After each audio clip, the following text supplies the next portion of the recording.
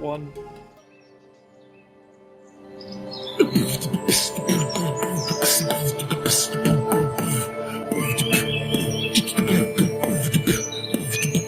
Ladies and gentlemen, it's time for your favorite story that is ongoing.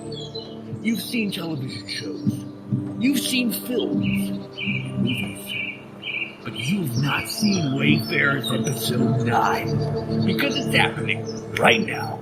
My name is Jimothy Stubblebubble, and our story is being led by the Goblin King Sunday Bob Joseph, and the team Mendax, the Righteous Rogue, Nigel, the Bold and Broad Wizard, and Carl, the Kinku, the Barbarian. Gomer Venom's on production, and our story continues. Okie dokie, alrighty-o. Awesome. I hope everyone has had an awesome last 2 weeks. It feels like, man, it really does feel like we do this way more. Like, it feels like we just had an episode, and it also feels like it's been months since the last one. It's the weirdest feeling. I don't know if you guys feel like that too, but every week comes up and it goes, oh my god, I gotta make sure I'm prepped for D&D this week. I gotta make sure these guys got some fun stuff to do. But we do have some stuff this week for sure. So welcome back, Pig and Ash and Neuro. Great to see you guys. Hopefully your week has been good. Everyone's staying safe and healthy. But yeah, where did we leave off last time, guys? Who would like to give the little synopsis? Anybody got a good memory? Test. Are we good? Okay, I was. Are we good? I was muted. Oh, Timothy no. was muted. Yes, it can be fixed. Okay. So last time on Dragon Ball Z, what we did was we rested. We defeated the Brood Mother, the very large spider who is causing all manner of problems for the town. We met with the townspeople. They gave us claps and cheers and a lot of milk. People got drunk. There was a bathtub scene. I met with a druid named Nivella, and actually, Nigel, if I may make a comment to you. Yes? You saved me from some embarrassment. I didn't remember the druid's name, Nivella, by the way, thank you. So when we came back to the house and you asked for me, you did me a solid. I won't forget that. I'm new to the art of being a wingman, but I'm learning step by step. Natural.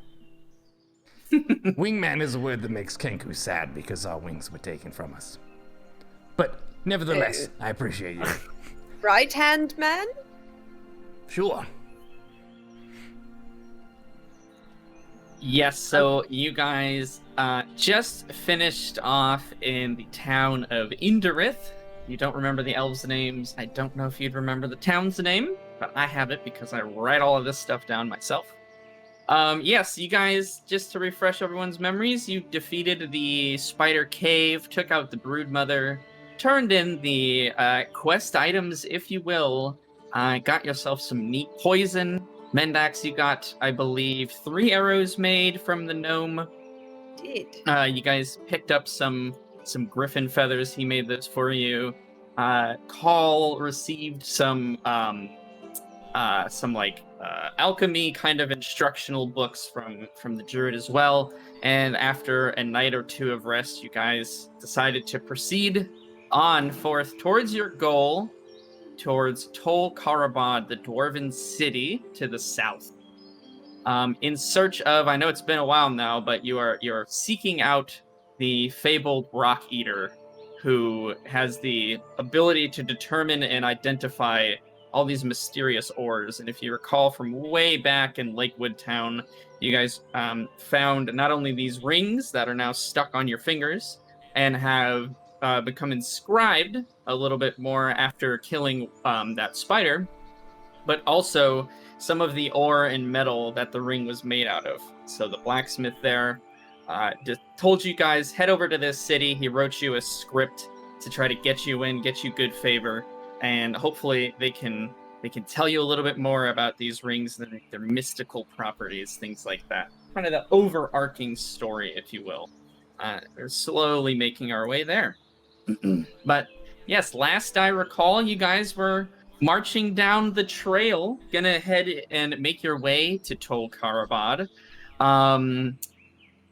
I don't suppose anyone has any super last minute things they wanted to do in the town. I'm pretty sure everyone was set, but I guess I'll give you this one last chance before you truly make your way off. Well, I did leave the nice note for Nivella, and decided not to draw a picture of my beak on it, and I'm ready to leave town. Mistake, honestly. I think it's a mistake. Okay.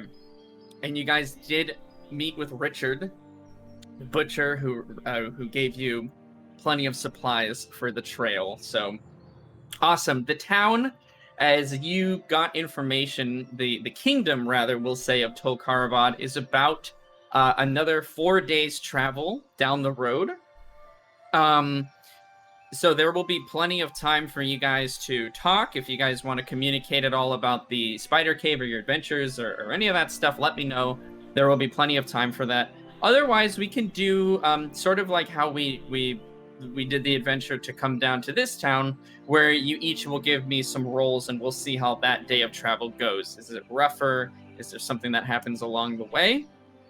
So why don't we start out with a day of traveling from Call, and then the following night from Mendax.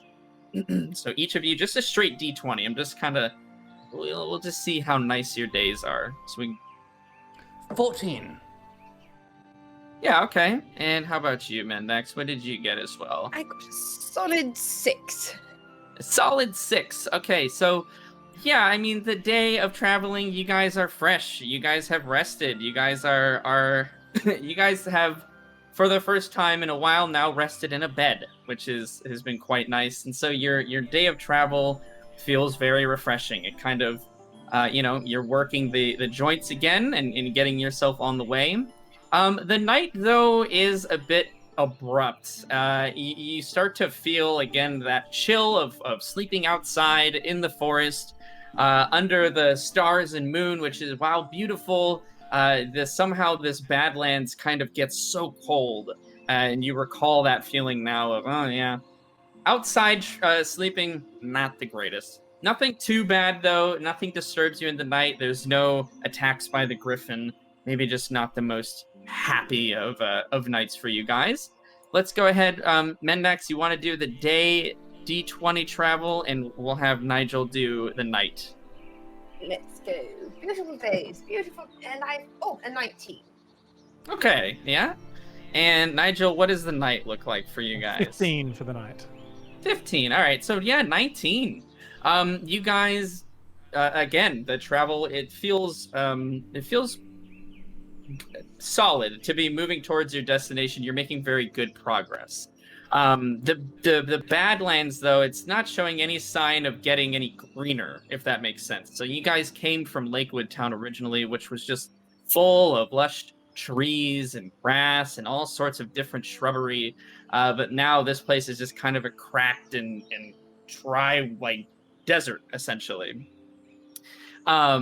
You are able to, however, on a 19, you do come across a few plants along the way, and you find yourself about a handful of berries each. You know, it's very rare that you will see any sort of fruit in the desert here, but yeah, you guys are able to find kind of a nice little treat along the way. Picks your spirits up even more. Just a nice little treat while you're traveling. A 15, the night is a bit easier as you guys are getting more and more used to sleeping outside again. The road is not unfamiliar to all of you now by this point who have traveled outside so much. Call, let's go ahead and get the next day, and then Mendax the night. Can I just say, it does feel a little bit better having Goop watch over us while we sleep. I feel like he's always keeping an eye out. Yeah, and if ever you want to, kind of tinker around or see if you can figure out anything more with Goop, at your leisure, my friend. He's your companion, essentially, so as you will. When I have some free time, I would like to browse the alchemy textbook or pamphlet, whatever it is, as we're going. Just thumbing through, not looking for anything in particular, just trying to absorb some of the knowledge inside. And also for my day, I rolled a 5. Hope that's not a problem. Okay. And what did we get for the night? We got a 13. Okay.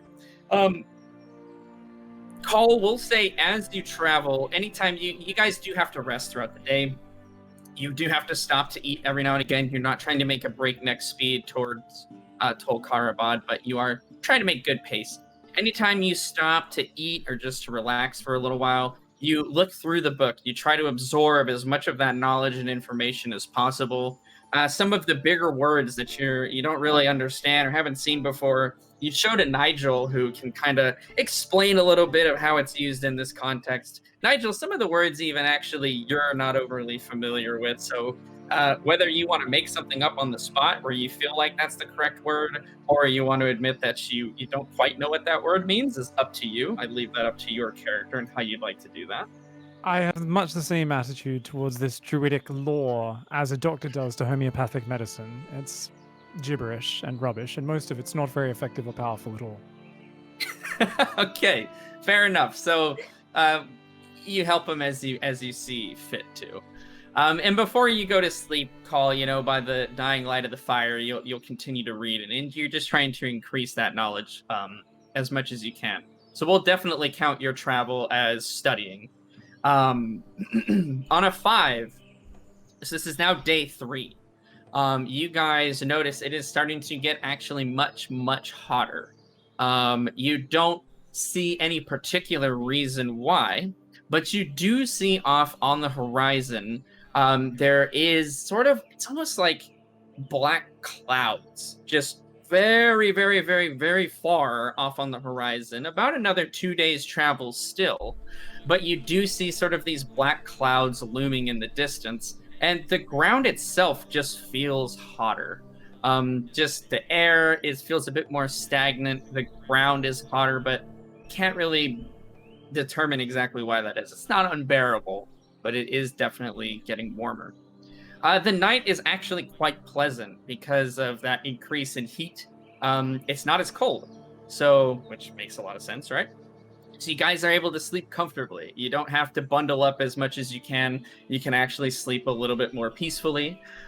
You do notice something odd, where in the horizon, those black clouds that I was mentioning, you notice there's almost like lights that are just constantly going. They kind of are like a dim orange. If you've ever seen like almost stadium lights way off in the distance, and how they kind of just have like a hum in the air, you can almost just tell how much light is being sort of illuminated over there. That's what's happening. There's a ton of light, but it's very far away, so it's not keeping you up by any means, but it definitely is noticeable.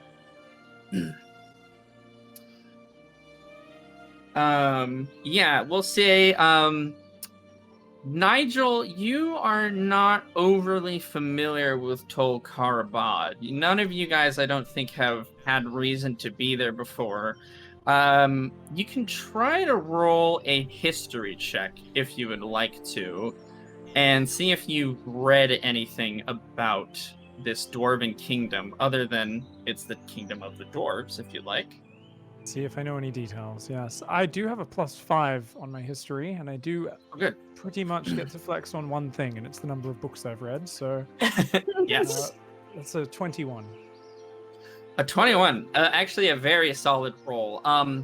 Though you've not been there before, you have certainly heard of its sort of big attraction. The attraction of Tol Karabad to people is how extremely proficient and skilled they are with smithing, whether that's crafting weapons, crafting armor, or just simple tools. Their works are unparalleled by any other craftsman in the land. Elves have some competition with them as far as a few types of implements, but overall dwarves in Tol Karabad take the cake. They've got access to the best refineries, the best minerals and ores, and the best tools and techniques. Their ways are secret, and they don't share them with other people to kind of keep that business flow going for them. If you have a item or a weapon or armor made by a dwarf from Tolkarabad, that's like a status symbol. That's like your Rolex. You show that off. Like they have, their own imprints they'll do on their weapons that can't be duplicated. They're cheap knockoffs that are sold around the world, just to kind of, again, further illuminate how exclusive these items are. Wait, you're telling me those braces are Karabadian? Genuine Karabadian braces? Very nice, very nice. Yeah. So the other thing that has kind of sticks out in your head is the locale, the environment as to where they are. They are by active volcanoes.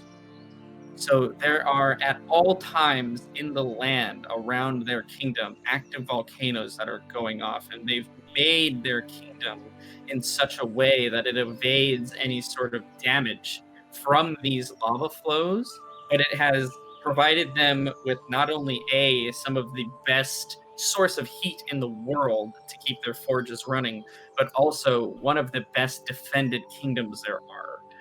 They have never fallen. They have never been, attacked successfully. You don't know to what extent this really means. If for one reason or another, the books do not explain fully in depth what exactly that means. You just know that is some detail of the environment, and you imagine that's where those black clouds and smoke and sort of glow of orange on the horizon, way off in the distance, is coming from. And the heat. So, props to Nigel for reading some books. Are you kidding? Nigel, live fucking volcanoes. And we're going there willingly. Oh, the dwarves have mastery over the earth and what's in there. It's all quite safe. It's safe until it's not safe. Until things explode. Well, it's not exactly like we have a bunch of choices of ways to get these rings off. I mean, I quite like mine. Now it's been decorated, and purple isn't a very nice color. Not that upset about it, so. It is nice, but I prefer rings that you can take off if you wish. And that's also true. Sometimes purple does not go with the outfit you're wearing, so it's an excellent point. Excellent point. Fine, let's go. Keep moving, I guess. Do any of you guys try to tinker around with the rings at all? Or have any of you wanted to take attempts to do anything? Not saying you should or you shouldn't, just that is also available to you guys as you're traveling and you have downtime. If there's any experimentation or anything you guys want to try out with it, please be my guest. Let me know. I'm more than happy to try to steer you in whatever direction. Well, we've all bathed with them, so they don't respond much to water, we could say. That is true. Yeah. I've been forming a habit of trying to pull it off, basically almost subconsciously, because I am not comfortable with strange magical anything attaching itself to me. It might not be a tick, but every night by the fire, whenever I'm not doing anything, basically I'm seeing trying to if pull it off. touches. Yes. So, when you attempt to remove the ring from your finger, Pegasus, you've now you've grown. You're not comfortable with it, but you've accepted it as kind of an inevitability for now. You've kind of clicked the I guess you've turned your feelings off to this, what would be very scary for other people, and you're trying to approach it analytically. Every time you try to remove the ring from your finger, you do notice, A, not only are you unable to do so, B, it almost feels as if it's fused to your skin in where on the finger that it's attached to, and any attempt to try to remove it or kind of pull or anything like that, the ring seems to kind of get tighter and tighter until you let it go and kind of let it get back to its normal position, where it kind of just mellows out and stops. It doesn't hurt by any means or anything like that. It's just, you can tell that there is a certain magical property to these rings where they are supposed to bind to that person that they kind of are attached to. And if you recall now, sort of again, that very first area you guys went to, these rings came off of who we'll call the bandit leader or the bandit king if you want to. He had all three of them on, and only when he died did they kind of get removed from his hands. They fell off. So, just some, information. And if I We could recall, always try killing ourselves. he was a rather probably- strange character who didn't seem in full control of his own faculties. Almost like he was animated. Have any of you felt anything weird? Any impulses that were not normally your own?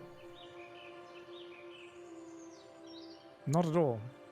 I was expecting some sort of foreign influence to come with the rings, but perhaps it is only if you wear multiple at the same time. I've heard no voices, no strange insights or psychotic influence. My hijinks have really been the kind of hijinks I would have told before wearing the ring anyway. So, and perhaps it just couldn't handle three at once. Some people can't. What if we held hands? Do you think that would Oh. create some summoning ritual or some linking power? Maybe that's a bad If we idea. If we put all three hands in at once, Yes. By our powers combined. I know we could Triple fist bump. give it a try. Yes. Nigel, quit laughing. Don't wait. That's not the. No, you usually try to tug it off with the other hand. Okay. My wand in one hand. So if that's what you guys are trying to do, you're kind of trying to, by our powers combined, as it would be. Yes. You don't notice any kind of effect. And to speak to what each of you kind of mirrored, you haven't noticed exactly what Nigel said as well. No, strange thoughts. No impulsive actions to want to do something that's outside of what you would normally want to do. Everything seems to be in check. Besides the fact that you can't remove these rings, and the fact that when you killed the spider, there was sort of that spider insignia that's now blazed on there. These rings seem like totally normal things. And that scene was just incredible. I like that you watch from the shadows. A truly undignified dungeon master. Yeah. I don't was need to scratching my head get with about into- 4 times the size of everyone's body. I was the Zordon of this bathtub. You were the Zordon of the bathtub, dude. Oh my god. A reference not many, I think, will ever understand. What is Zordon? I don't know what that is. He was like the quest giver character of Power Rangers, if I'm not mistaken. No. Yeah, just Thank you, Apon. Google image. It's just a giant, ghost head, bald guy, if I remember right. Yeah. I think he's Yeah. bald as well. Yes. Yeah, he was definitely bald. So you're not quite Zordon, not yet. Apparently, there's No, a lot yeah, of challenge memes of accepted. Walter White in the Zordon tube for some reason. Apparently, there's a lot of Breaking Bad, Power Ranger crossover memes. Wow. I was totally unaware of that. Oh my god. Yeah, okay, so you guys kind of do your Wonder Twin Powers activate moment to see if that sparks anything within the rings, and nothing. That's just kind of just, again, regular rings, except for a couple of those facts. You feel that there is probably something obviously more unique about these rings, other than maybe they're just cursed to fuse to the skin of the person who puts them on. But any attempts to really figure that out right now, well, you guys haven't been successful right now, at least. Can I shake it off? You can try. Give me a strength check.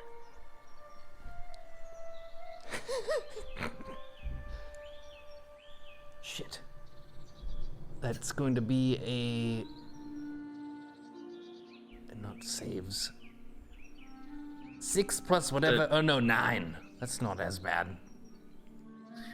You fail. I failed. Yeah. Sorry. It was a good try. 3. It was. It's very stuck. It's very stuck. Very stuck. When I think of things that are sticky, I think first of this ring on my pinky. What finger do you guys have your rings on? by This the way? one. Oh. Okay. Which one? This one. Sorry. Oh, that one. Oh. Perfect. I have mine on my right hand ring finger so that Dick the Butcher will know I'm single. I see. Okay, perfect. How about you, Nigel? Sorry, I was just deep in thought about magic and adjusting cantrips just there, which I realized worries. I had not fixed up. I may have been in another plane temporarily. What That's really ring, what finger is the ring That's that's awkward. kind of fused on? It's not on a finger. Oh god. How did I know that meant that? How did I know, dude? He It's too had the long pause. It wasn't me. It's too predictable by this point. I gotta have a little more clever than that one. Come on now. You're trying to raise the bar in here. I'm trying to rate. If there's gonna be lewd D&D, it's at least gotta be a high standard. Ring, you know where. I've got I guess I've got it on my right index finger. So if I punch somebody, it'll imprint them with, at the moment, a spider. Assuming I don't just break my hand, since I'm not very good at punching. Okay. Right, Fair enough. just open fist slapping first, and work your way up to punching. There you go. You can hit him with the backhand slap first. Slap the heck out of somebody. Awesome. Well, it is the nighttime day 3. Any specifics you guys want to chat about, or are you happy to head to sleep and proceed the rest of the way to the Dwarven City on the next morning? I'm going to excitedly show off that I can now create bonfires. So we're going to have a bonfire that night. Oh, that's shit. fun. All right. Is that a new cantrip you have? Yes, several episodes ago, actually, when I went to the 2nd level and replaced my already existing minor illusion cantrip with the upgraded advanced version of that I got by becoming a disciple of the School of Illusion.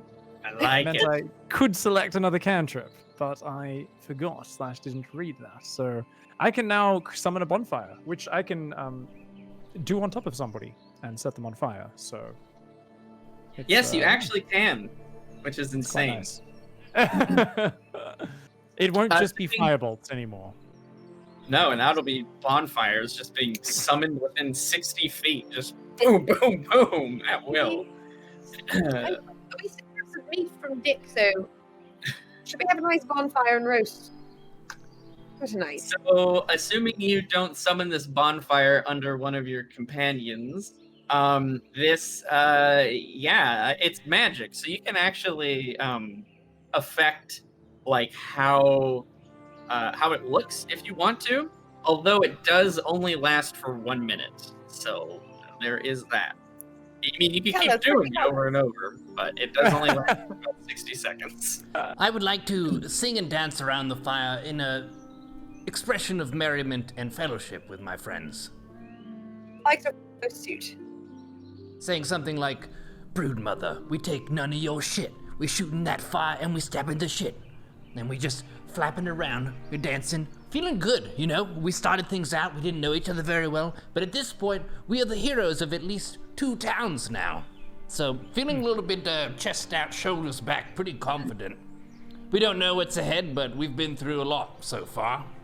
And I'm feeling like our bond is now strong. I think I'll also create some nice rhythmic kind of bongo noises, or using my illusion magic as well. So I'll cast a minor illusion to get a bit of a beat going in this joint. Absolutely. Nigel the DJ coming out with the pyrotechnics and the jazzy beats. I love it. Absolutely. Yeah, you can do both of those things if there's some specific type of sound you want to make, or if you want the bonfire to look a specific way, you're more than welcome to. You can have images in the fire dancing around. You can make faces. You can do whatever you want, my friend. You are an illusion wizard. You are fucking powerful.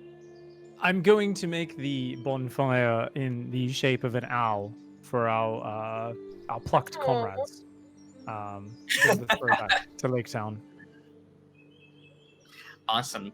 Yeah, you guys see out of the fire, sort of just very detailed. You can see almost each feather kind of coming off of this owl as it kind of spreads its wings for a moment and almost seems to fly off into the distance. Nigel flexing his illusion magic pretty hard there.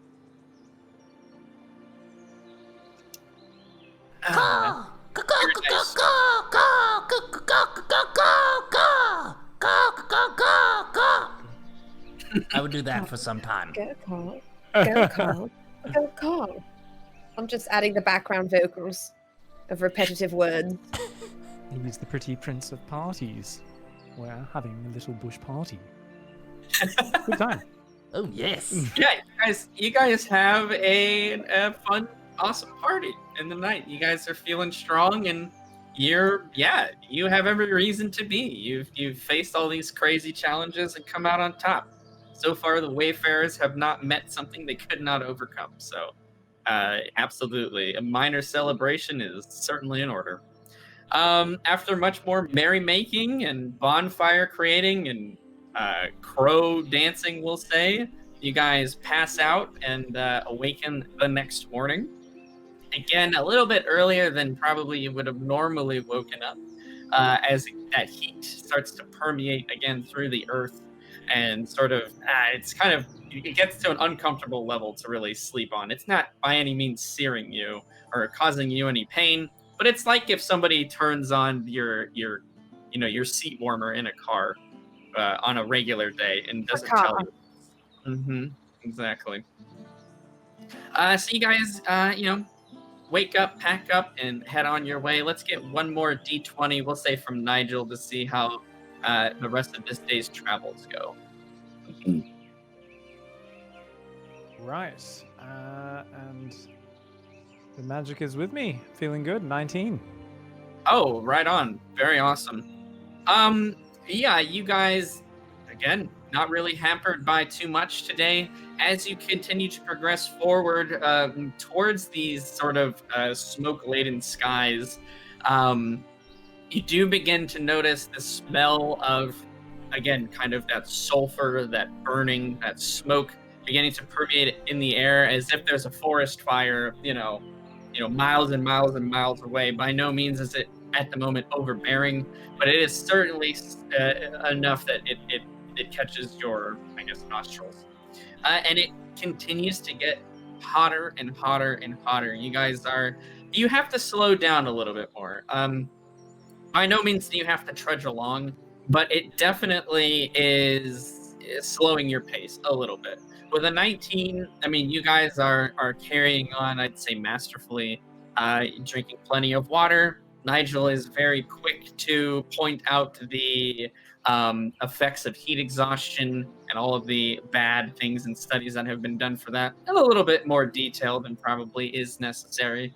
But that sparks you guys to take extra precaution, drink plenty of water, and take lots of rest breaks, which actually keeps your progress at a fairly steady pace. But about halfway through the day, we'll say even just a quarter of the way through the day, you notice the glowing on the horizon is now very intense. Even in the daylight, you can notice that there is not an unnatural source of light, but a source of light from the ground that is coming and kind of permeating up into the atmosphere. The clouds that are in the sky, however sparse they are, sort of have an orange tinge to them, and you can tell that it's not from the sun due to the direction. And that black smoke kind of looming now much closer to you guys is much more illuminated. You can make out a lot more of the details. You can see that it's almost a constant billowing going into the sky.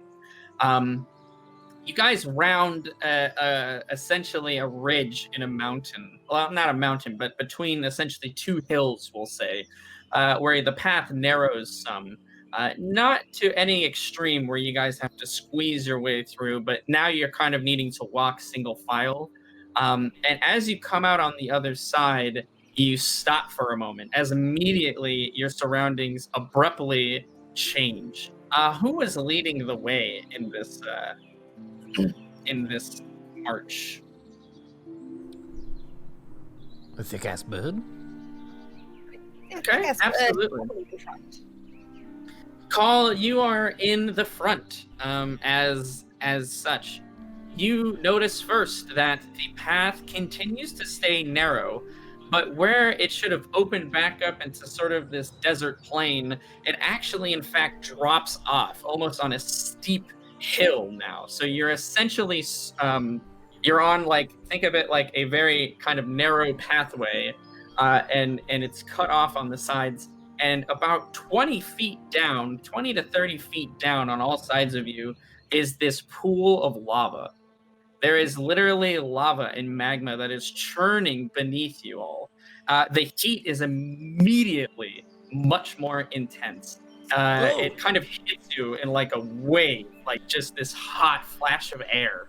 And as each of you kind of make your way through and stand on this narrow passage, you're very uncomfortable. It's not unbearable, but you feel like you're standing in an oven almost. You can see that this passageway continues to extend down into the horizon, into kind of this cropping of mountains out in the way. But you see, again, just to try to describe the surrounding to you guys, this constant orange, bright glow coming from that lava, coming from that magma. Down there, it's like a swirling churn of orange and red as it is in a constant flow pouring down from the mountains that are in front of you guys. It's almost like it's filling a giant like cauldron of sorts.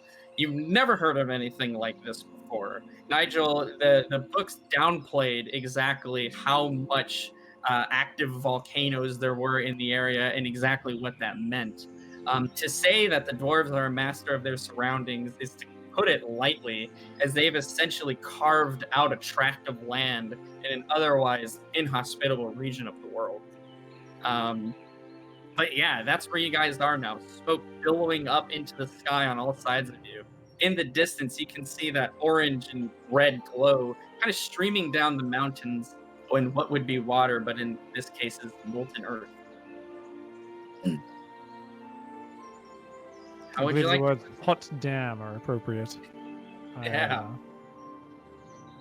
Getting welcomed with a sauna. Not really what I was expecting. Why is the water orange? I've never seen this kind of thing before.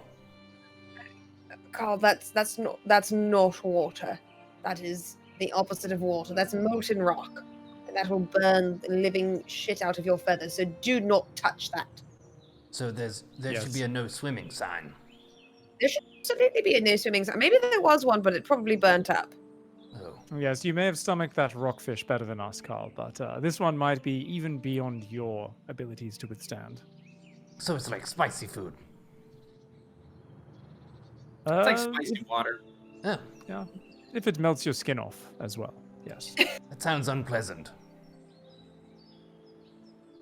Yeah, the heat at this point is nigh to the point of being unbearable. As you guys are now kind of trudging along, you have to kind of catch yourselves as several times you start to get a bit dizzy just from how hot and how bright it is. Drinking water, checking up on your friends are some of the things on the top of your minds here. Let's get a survival check from each of you guys just to see how you're doing here. I have Survival not necessarily the best check here, but it'll work out. 9. 14. 11. All right, you're faring as best as you guys can.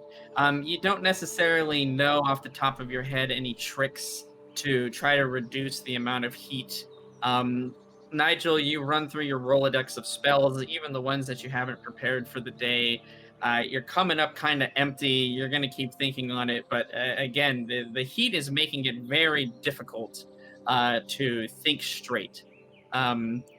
The pathway, as I mentioned, is narrow, but that doesn't mean you have to walk along like a tightrope or anything like that. It's about an 8-foot wide path, so you have plenty of room to continue walking forward, but you're definitely staying as close to the center of the path as possible.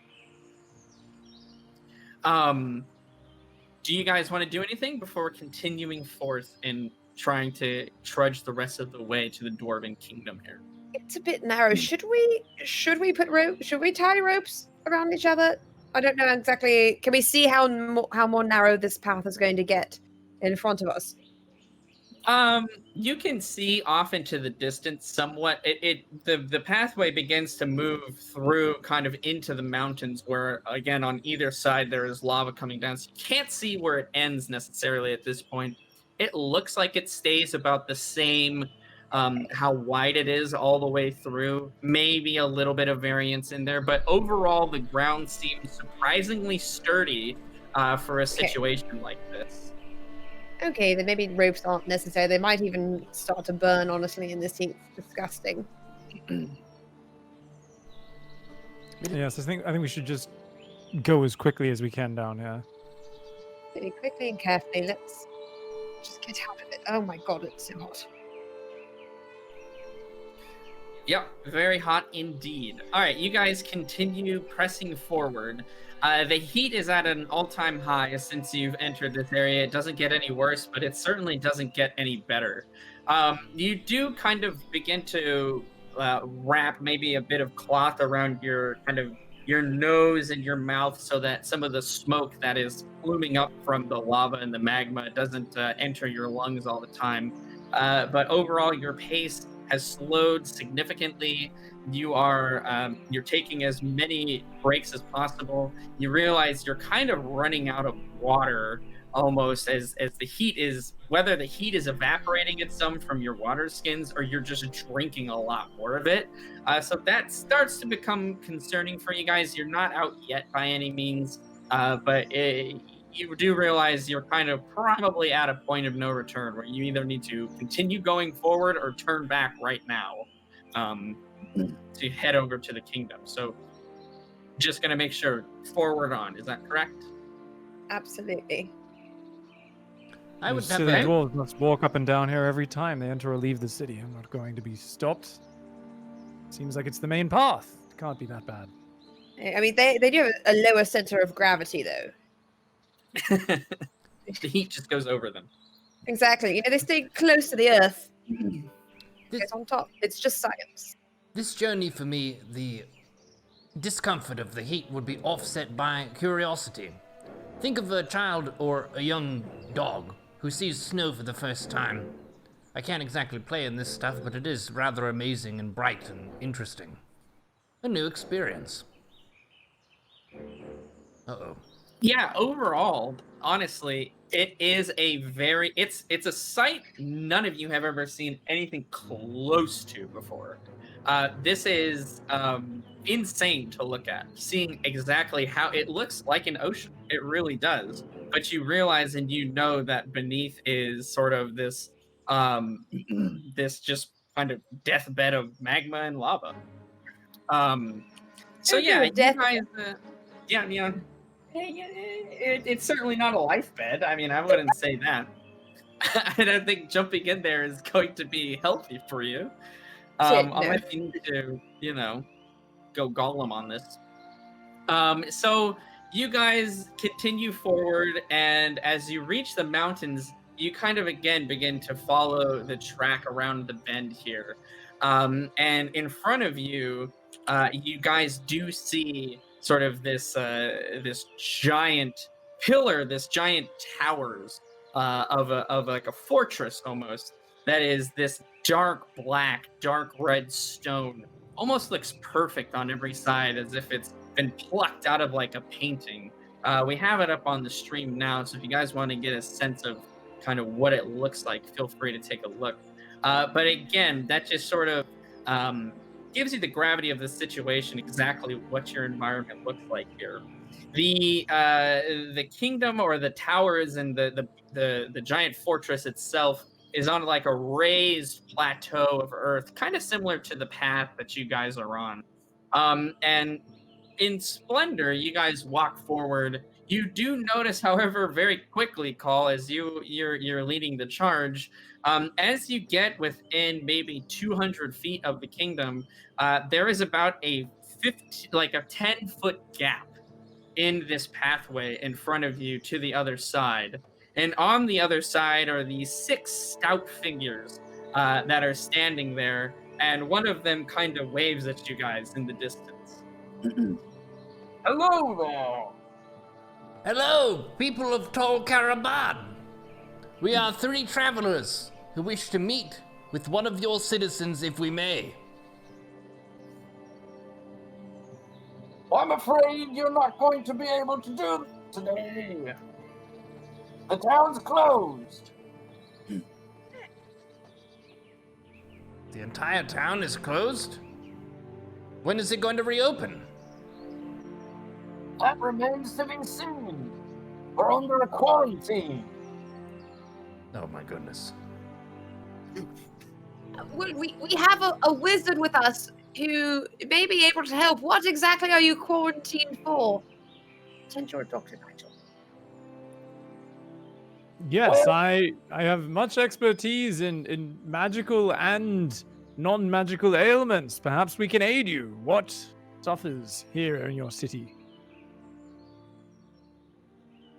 Yes, well, I don't know exactly what it is, but what they've told me is there's some kind of disease, some plague, if you will, magically enhanced. It's terrible. I've never seen anything like it. A magically enhanced plague, you say? I have studied many forms of terrible magics and may be able to aid you. Is there any way we can gain entrance? Who's carrying the message that we have? I'm going to open my backpack and ruffle through it. I thought that was it Carl had the message because he gave it to Carl? I don't know. Who has the message? I know it's not me. I only have A pants and message shoes. from the black. I found it. I found Okay, it. never mind. Nigel has it. Okay. I have a missive from a respected member of your city, granting us an audience with the Rockbreaker. Eater. The Rock Well, Eater. he has to break them before he eats them. Honestly, he takes civilized bites. Nobody just starts gnawing on huge pieces of rocks. You obviously have to break them first. Of course, of course. Well, that was a lot of information. I have some details for you, travelers. I understand your situation, at least a little bit. That's a nice piece of paper you've got. Unless you can throw it over. I mean, I can't really check it right now. But, I mean, I don't know. Can you throw it over, maybe? No. The last time we threw something across a gap this large, it didn't end well. Speaking of which, out of curiosity, good sir, how did you create this gigantic gap in what appears to be the only way in and out of your city? Is this an accident or on purpose? We're dwarves. I mean, to be honest though, I do have an arrow from the griffin feather. We could tie the message on the arrow. I could shoot it over to the ground at their feet, and he could get it from there. It would take. I mean, it's a precision arrow. Ooh, we're gonna bust a precision arrow. I like it. I mean, it's in the ground. I could go pick it up if they let it over. I mean, if they don't, then we're really pissed about that arrow. Worst case scenario, you shoot one of them in the chest. It's a precision arrow, and I will tell them to back up. Everyone makes mistakes, I'm just saying. I mean, that is also true, but I will do my level best to not shoot an innocent dwarven guard in the chest with my griffin precision arrow. We should ask them if that sounds agreeable to them first before we fire away. Absolutely. What do you think, Nigel? Great idea, stupid idea. Anything that gets us in here. Guards, we can shoot it across. Our talented archer here never misses, ever. Perhaps if you back up, we can simply shoot this into the ground at the feet where you're standing now. If you back up 20 or 30 feet. Right, okay. Bit. Oh, back it up, lads. The demon's gonna take the shot. You're really a demon. A demon. That's so degrading. Okay. So just diminish what I am. I mean, that's fine. Okay. I'm going to tie it off onto my arrow precision. Okay. And I'm going to shoot it and aim it to go a little bit past the break into the ground safely without hitting anyone. Okay. Sounds good. So you get a +1 to hit here. So go ahead. You do need to roll a d20 because, you know, there's still Right. all sorts of chances in this game.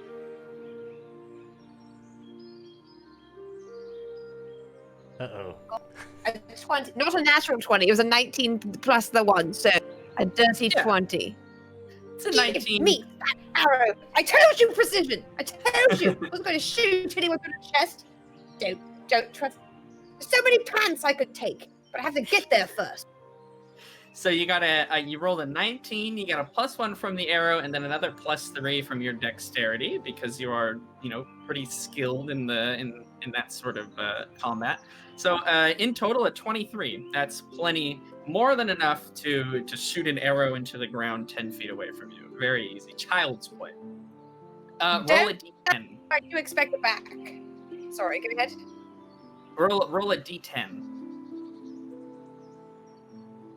And tell me what you roll. Uh-oh. Got 1, 2, 3, 4, 5. Okay, this is a D10. What? A 30.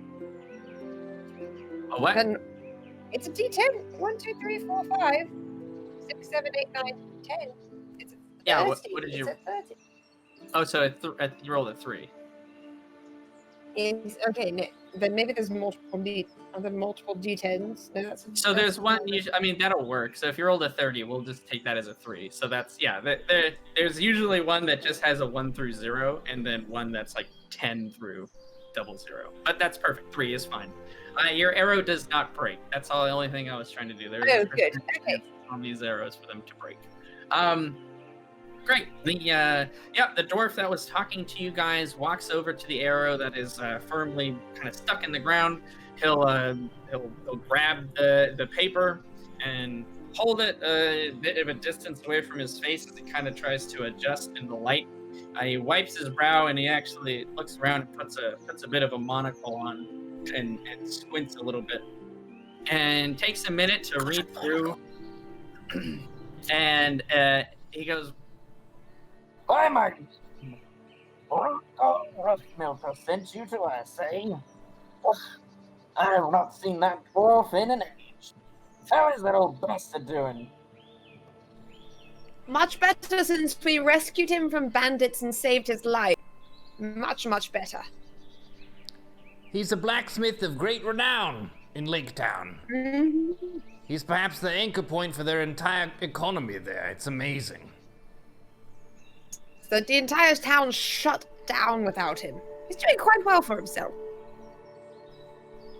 Oh, yeah. That sounds like him. Give him my best regards. Well, on a normal day, this would be more than enough to let you in. I mean, it's not like we're normally closed. Especially since you're a friend of old Rock Melter. That old bastard. But today, I'm afraid, I really don't think you're going to want to go into the town. This disease, this plague, it's all manner of gross, oils and pustules and it's just terrible. We've been trying to figure out an answer for it for the past day and a half now. We think we've got it, but we're just missing some damn ingredients. Ingredients are you missing? I don't know if you're skilled in the ways of alchemy. I mean, not, but this is what they told me. Ooh. We're missing some kind of catalyst. something to hold the rest of the magic that needs to be poured into this antidote. You see, you've got to fight the disease with potion, and you've got to fight the magic with magic. We've got the clerics. Hell, we've even got the alchemists. But wouldn't you know it, we're just out some kind of meeting to put everything together. I caught most of what he said. I think he needs a catalyst. Some alchemical ingredient. He didn't say what it was. But maybe in my book I could reference that type of thing. Absolutely, that's what I was going to say. From the reading you've done, and even before, you understand sort of the basics of alchemy. There are ingredients that will have the effects of the potion, but then the actual like liquid, the actual part that you're drinking, the part that's infused with it, it can be all sorts of different types of from water to all sorts of different types of stuff in the world. So that's what he means when he says catalyst. That's what he means when he says medium. They're missing a strong enough medium to absorb the sort of the herbs and healing properties they need, as well as the magic. And this you have read about. It's one of the basic fundamentals of alchemy that you've been reading about in your books here. Is that if you don't match a strong enough catalyst, a strong enough medium with the type of herbs or even magic that you're trying to do in advanced alchemy, it won't hold. The whole thing will kind of break apart and dissolve. It won't have the correct effect. So some very, very, very high level, some very extremely skilled alchemists will distill these types of catalysts for months, years even, to have a potent enough source so that they can create these really high level sort of effects, if you will. So he's saying that they've got the healing they need. They've got that herb. They've got those herbs that they need for that, the ingredients for that. They've got the magic. They have the clerics even that can put in the rest of it to combat the magic portion of this, but they're missing that keystone. They're missing the thing in the middle that can put it all together. Would I know from this text any examples that might work that we could find? You can reference your book even now. Let's go ahead. I'll have you do a what kind of check would be appropriate here? We can do a nature check for you. Very good. It's going to be 7 plus 4. I am proficient. It's an 11. Okay, we'll give you even an additional bonus because you have source material and research material on hand that you can try to reference. You know that at the most basic level, many alchemy potions that your basic book even is telling you to use, the most basic level is water. Water is totally like acceptable for many potions. For more kind of higher level ones, they almost have to sometimes make like a distilled version of like mercury. It's like a metal infused water that is they do enough kind of these kind of filtering things in order to make it consumable so it won't kill someone just from drinking it. There are some sort of very, I guess we'll call it edgy alchemy ingredients out there that use blood as a sort of stopgap and shortcut between like water and like distilled mercury, essentially, because that has enough of the sort of mineral and metal properties they need from the mercury, as well as the water base, in order to kind of get you there real quickly. There are some things that can go wrong with that, but there's been a lot of studies about, using blood from all sorts of different types of creatures, whether it's human beings themselves or there are other kind of mystical creatures out in the world. So it seems as though we've got a couple of options. One of them is to get some blood. Blood is used as a shortcut for getting a medium for some of these potions. I don't know if it will be wise for us to donate our own blood. I don't know how much they need. It's an unknown for us the quantity of medium that they need. And then the other options would be some very fancy distilled substances that would take many years, and I doubt we would want to wait that long to turn in this the stuff that they need. You there, dwarf, good man. How much of the stuff do you need? A lot. We got a whole kingdom. Lots of people are sick. So like this much? At least twice as much as that. Twice as much as this? At least If- twice as much. If you were to trade one entire person, would that be enough? Or are we talking like at least 10 people's worth of blood? Yeah. What?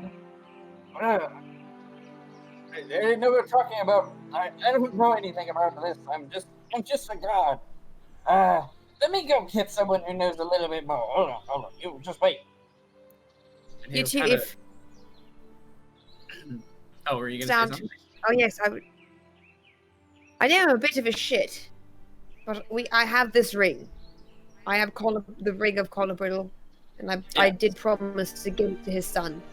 And as much as I've never had a family, I wish I could have, and I need to get this ring back to him. So if I need to give my blood to make this happen, I volunteer to do so. I'm telling this to you two now because if they say that we have to slit my throat, I might back out of that later. But for now, So, to be clear, they didn't know that you needed blood. That was the inference from the text.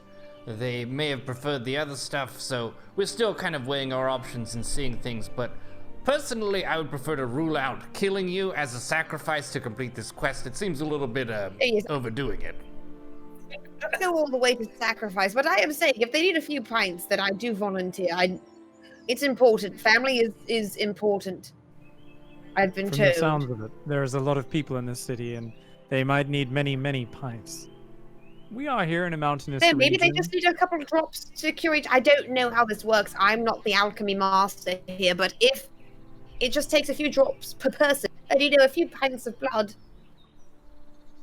Well, we have many water skins, many of which are empty after drinking on our journey here. And if we do find a nearby den of kobolds or goblins or some other such creature, perhaps we could harvest some creature's blood. As long as they're up to no good, bandits, marauders, creatures of that kind. We could ask the dwarves if they have any problems in the area. Perhaps Like solve the it's- problem for the dwarves Don't- and also cure their illness. It was not Mendax who suggested that. That's all I would like this 3-person party to be aware of. Mendax did not suggest, massacring people for the blood. Creatures, monsters, and even if they Sorry, are humans, they're creatures and humans who have given up their humanity by preying on That's others, Fair. and therefore it is morally justifiable. And if we go down that route, I would very much like to say I would give preference to any creature or monster or, human monster that is wearing pants or shoes. I agree. Locally sourced, free-range blood harvest options. Let's see what we can do here. Oh god, what have I done? All right. Yeah. So after you guys were discussing this, very altruistic of yourself, Mendax, a very big turning point for your character, I would say. Normally wouldn't give two damns about anyone else, but something about that dwarf has inspired you to be so selfless. The captain, we'll call him the captain. You guys don't know what he is exactly, but the captain comes back, and with him is sort of a hooded dwarf figure as well. As a description of what these guys are wearing, by the way, the 6 dwarves that were out there to begin with when you guys first arrived were all wearing very sort of ornate, almost fabulous, like mail armor, metal, like blackened, but it doesn't look like it's blackened from being dirty. It looks like the material itself is almost like a very high quality. You're not even sure what it's made of, but it's extremely pretty and it looks very well kept. The dwarf that comes out is in a very kind of fine white linen robe. It's by no means overly too fancy, but it does look very nice. It looks very clean. It looks like in this kind of heat environment, it would serve very well to keep you cool, but to also, keep you protected. There is sort of a green tree like insignia that's embroidered on the front of his robes here. Doesn't mean anything to you guys necessarily, but it does stand out in quite a big contrast to the other guards that are with him. And he'll step forward, he'll pull back his hood, and he's got like this very red, almost fiery red hair that is done down in these braids that kind of fall down over his shoulders. A very gruff and stout red beard as well. And he looks like, well, a dwarf. And he waves at you guys. I don't know if you're paying attention or if you're still talking amongst yourselves. You there. You know about alchemy? Yes, I do. I've heard that you need a medium.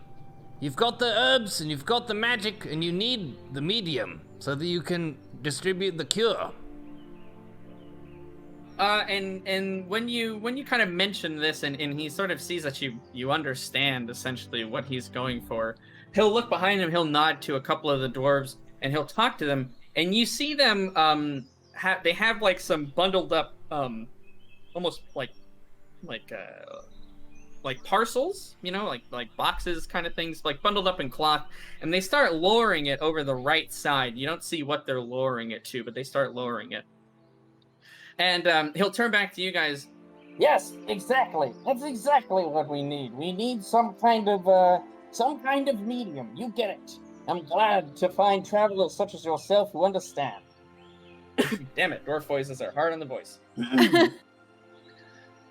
Fantastic. Yes, we could certainly use your aid. Do you have any distilled mercury? No, we do not. Do you know where we could find some? About a month or two of travel that way. And he'll point back in the direction you guys came from. That's not really an option. That's not gonna work. We're really in desperate need.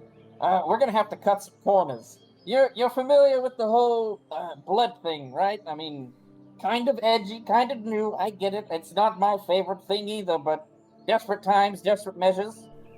Yes, we are aware of this as an option, but we are foreigners to this land and don't know of any locally sourced places where we could find things that bleed. You're in luck. We've got just the thing. Oh? Yes.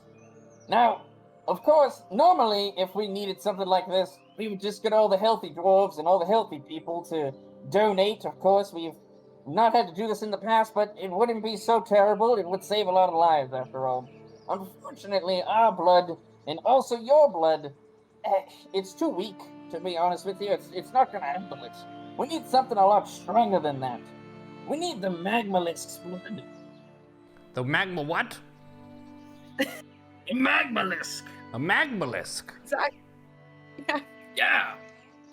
Magmalisk? There aren't any kobolds or marauders nearby that would work? No, that's too weak blood. Like I said, if we needed that kind of blood, we'd have plenty of it here. There's enough healthy dwarves to donate for that. It's just not gonna cut it, though. We've already tried. So you're saying you need some of the thick stuff? Yeah, we need some of the good stuff. Thick. He specifically said thick. Yep. What is a magmalisk? What? It's like a dragon. Kind of. Smaller, much smaller though, I hope.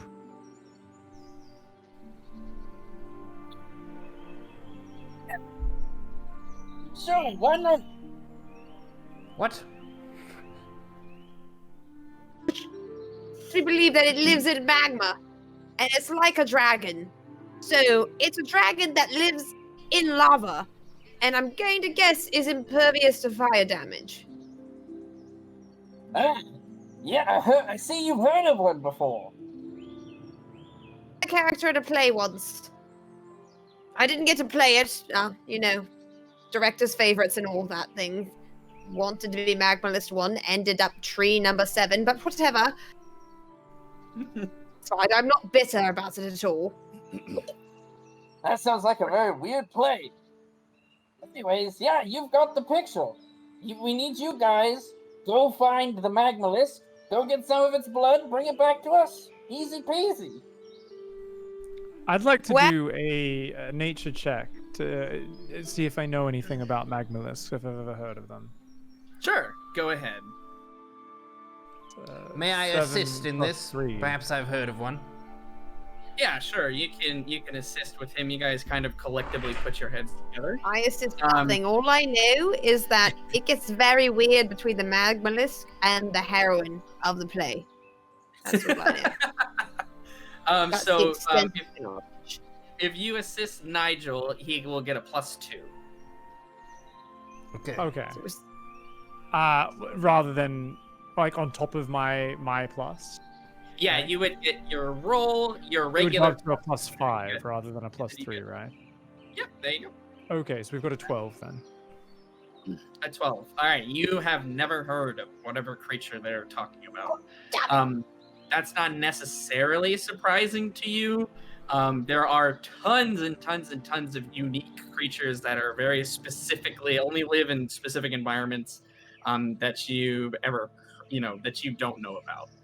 So this is, you assume, is just one of those things. Fair enough. Great. They want us to kill a gigantic fire dragon from the sounds of it. Let's make sure Sounds we get a like- good deal on this at least. Make sure they offer us a good reward. Not exactly, not just passage. I feel like we at least need some armor. Some armor or weaponry in exchange for this. Okay, so we have 3 I mean, questions I'll for give them. I'll give my blood willingly, but I'm not going to fight a hecking magmalisk. Just to But not- clarify before we shout at them some more, we're asking them any tips for killing them, because I've never fought Where it is. a magma. What? Now, where it is. I don't know where it is. I'm assuming it's in magma, but there's lots of magma here, so. Where it is, and how to lure it out if it's swimming about. We don't know how this works. And then also, how do you get the blood? Like, what is that? You pull it out? If it's the size of a dragon, do you have to pull this out of the magma? It would be very hot. We would burn our hands. So we need some procedure. What is the extraction procedure? Absolutely. And then, Oh, the Once we reward. help- Yes. once we help cure I mean, curing the city, obviously, first and foremost. And then getting the Ring of Colabril to Colabril's son, secondary. But tertiary. I do think, perhaps they have so many weapons and things they make, they could spare a few. Very good. I'll pass that along then. Master Dwarf! Hello. Regarding this magmalisk, couple questions. Question number 1. Where do we find it? How do we bring it out so that we may fight it? That's a very smart question, number 1. So, magmalisks, as you might have guessed, live in magma. They only come up for air once every, 5-10 days or so. So that's not going to do unless you guys can swim in lava. But whenever we have needed to see one of these before, properties of the magmalisk that we have, extracted, they always come up for these red crystals. These red crystals, they go crazy for them. They go nuts. They love them. They eat them. They grow at the very tops of these mountains you've seen, where the lava is most active. You get a few of those bad boys, you've got yourself a magmalisk. Very good. That makes sense. So we bring these crystals as a lure so that we can attract the magmalisk. Makes sense. It's just like fishing. No, it's not. Except, It's not. I mean, I think it is. This is a strange which place. do you go after? What kind of regular fish do you fish for? That getting a magma mollusk is just like fishing to you. Well, we are foreigners. We should respect their culture and their uniqueness here. Second question. So, are there any tools or things that you could lend us so that we may more effectively defeat this magmalisk? You're funny. You're not gonna kill it. That'd be crazy. This thing would destroy you. Luckily for you guys, magmalisks super docile. They're like ferrets, or dogs, or rats. Just keep to themselves. I don't feel like that's very rude. Dogs are obviously superior to both ferrets or rats. I'm not yelling that. I'm just saying it under my breath to my companions. I'm very upset. I do love dogs. Fair enough. Yeah, you're not gonna kill a magmalisk. I'll tell you that right now, though. Kudos to you. You're just brave or stupid. One of the two. What you can do, though, is you can extract the blood from the ticks that are on its back. Ah, so we can lure it out using these red crystals, which of course you'll provide us with some of to aid us so we don't have to travel up to the lava-tipped volcanoes and burn ourselves in the process, surely. And then we'll lure the gigantic creature out of the magma using these crystals and quickly chop or rip or cut into these ticks to remove them from its back. So, like, well, here's what I'm picturing. You guys, you find one. I got like one of these crystals. You'll probably need like 2 more at least. I mean 3 really if you want to be safe. Sorry, I didn't really. We're out. You get a few more crystals. It's fine. It'll be easy. You get a few more crystals. You slap those bad boys into the magma where you see the all the bubbles coming up. That's how you know. That's what one is. The bubbles coming up to the surface. And then that guy he'll come up there and oh boy, he's gonna go crazy for those crystals, I tell you. And yeah, you'll see all these like ticks. They're like crazy looking stone crabs all over. You guys just like hop up on there and kill a couple or whatever, and you can you get their blood. No, we hop on the magmalisk to kill the ticks. You just hop on it. You just hop on. This sounds extremely dangerous. Given this fact and that we are risking our lives for the well-being of your town, we are curious as to the compensation for this great effort. Yes, we will be very appreciative and in your debt. Astounding. And perhaps we, in dwarf culture, they have been quite gracious in the past and rewarded us without us having to have a set deal in place. However, I think their idea of reasonable risk and what is normal may have changed over generations living inside a literal volcano. I think we're definitely wise to err on the side of caution. Good sir, can you offer us at least a guide? Someone more familiar in this alien terrain. We are not used to this magma and lava, and we do not know how to navigate these lands. Surely one of your healthy comrades who has avoided the plague could help show us the way. He'll kind of turn around and like kind of nod, and they'll talk amongst themselves for a minute or two. Sure. Stumpy will go with you. Stumpy? Stumpy? Stumpy, yes, Stumpy. Oh. Is he called because he is short and yet stout and strong and withstands all, and you expect him to grow taller one day? No, we call him that. He's got no legs. And there's a dwarf that kind of will like wheel his way up from behind. He's kind of in like a makeshift wheelchair kind of thingy. And he'll like wave. He's really excited. Mendax, I'm starting to think that play you were in may have been more realistic than these people's idea of what proper common sense is. Honestly, I'm not even joking. I tried out for a part that looked very much like Stumpy, but I didn't get it because they said I didn't roll realistically enough. Hence, tree number 7. Just these future telling plays that you were a part of. You know what? Plays, they describe the human or not so human experience, okay? The universal. The theater is.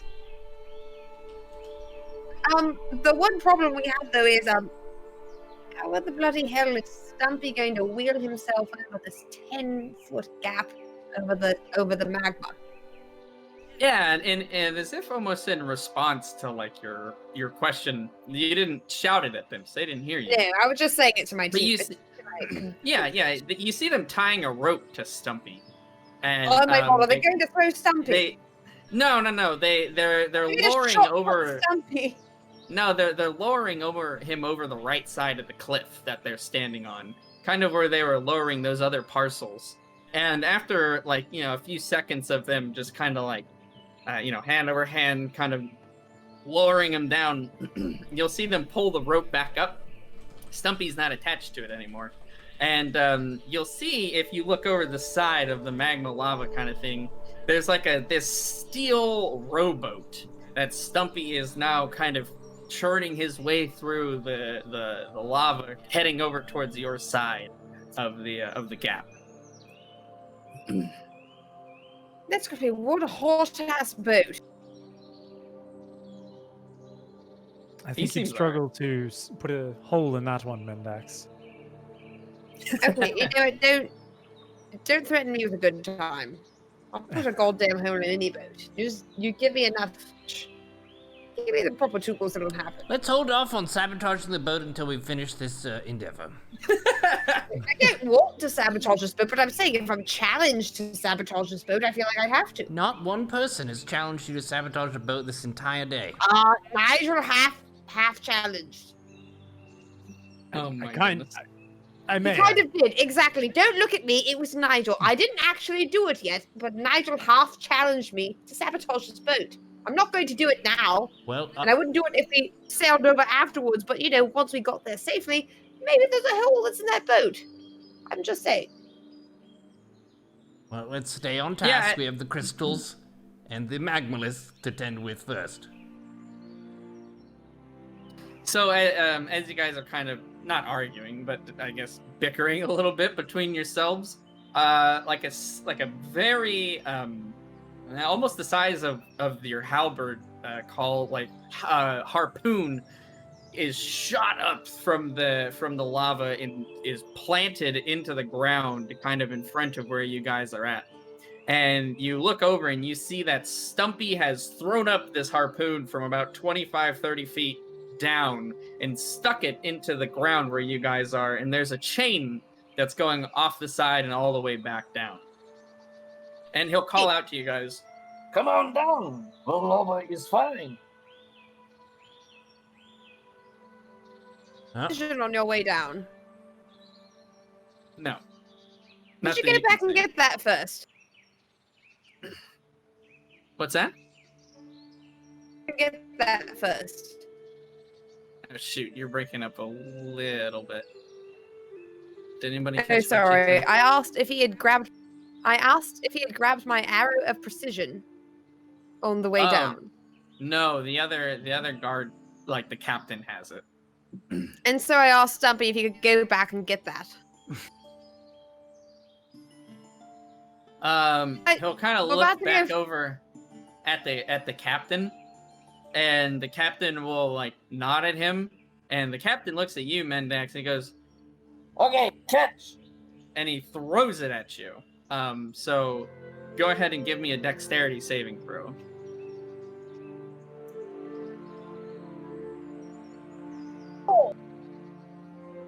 Okay. This motherfucking shit. I've got 13, 10 plus 3. Okay, yeah, I mean it's not like somebody, he didn't like fire this out of a bow and arrow, so it's not coming to you at like lethal speed or anything like that. But there is a lot of strength behind this throw, and he chucked this thing at you. Whether on purpose or he just doesn't quite understand his strength that he has. I mean, all of these dwarves are tough AF, to say the least. But you're able to catch the arrow out of the air. And it goes, Yeah, nice catch.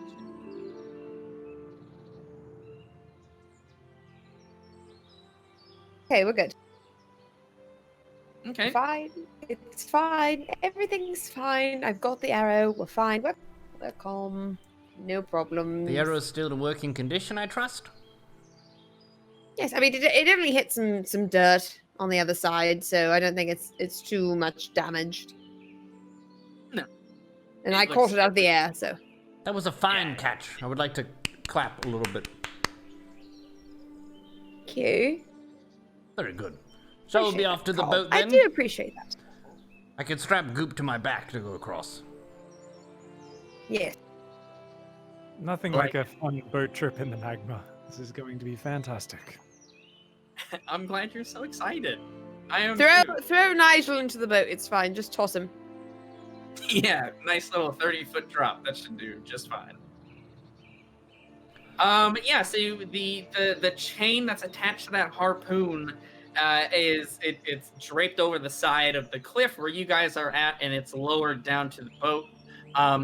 When whoever is going first, the chain is very hot. It almost burns your hands a little bit to grab it. It's almost like you grabbed a bowl of soup out of the microwave, kind of too quick. What's a microwave? You fuck off. But so it hurts. It specifically hurts Bendex quite a bit. Actually. Now I think about it, your very dexterous hands are not used to. Resistance. That's the one it hurts. Okay. Probably deserve You guys that. make it down to the boat just fine. Your hands feel a bit uncomfortable for sure, but they're not burnt. There's been no permanent damage to them. How many ticks did we need? Did we end up getting that information? Stumpy? Oh, hey. Wait, how many, Stumpy? What? How many ticks, Stumpy? Well, let's see. You're gonna need at least 1, 2, 3, like 4, maybe 4 ticks worth, enough to fill up these bad boys. And he'll unwrap one of the cloth parcels that was lowered down to the boat earlier. And there's these kind of big, just vial containers. One of them, there's 5 or 6 of them. He says you need 4, so they gave you some extra just in case.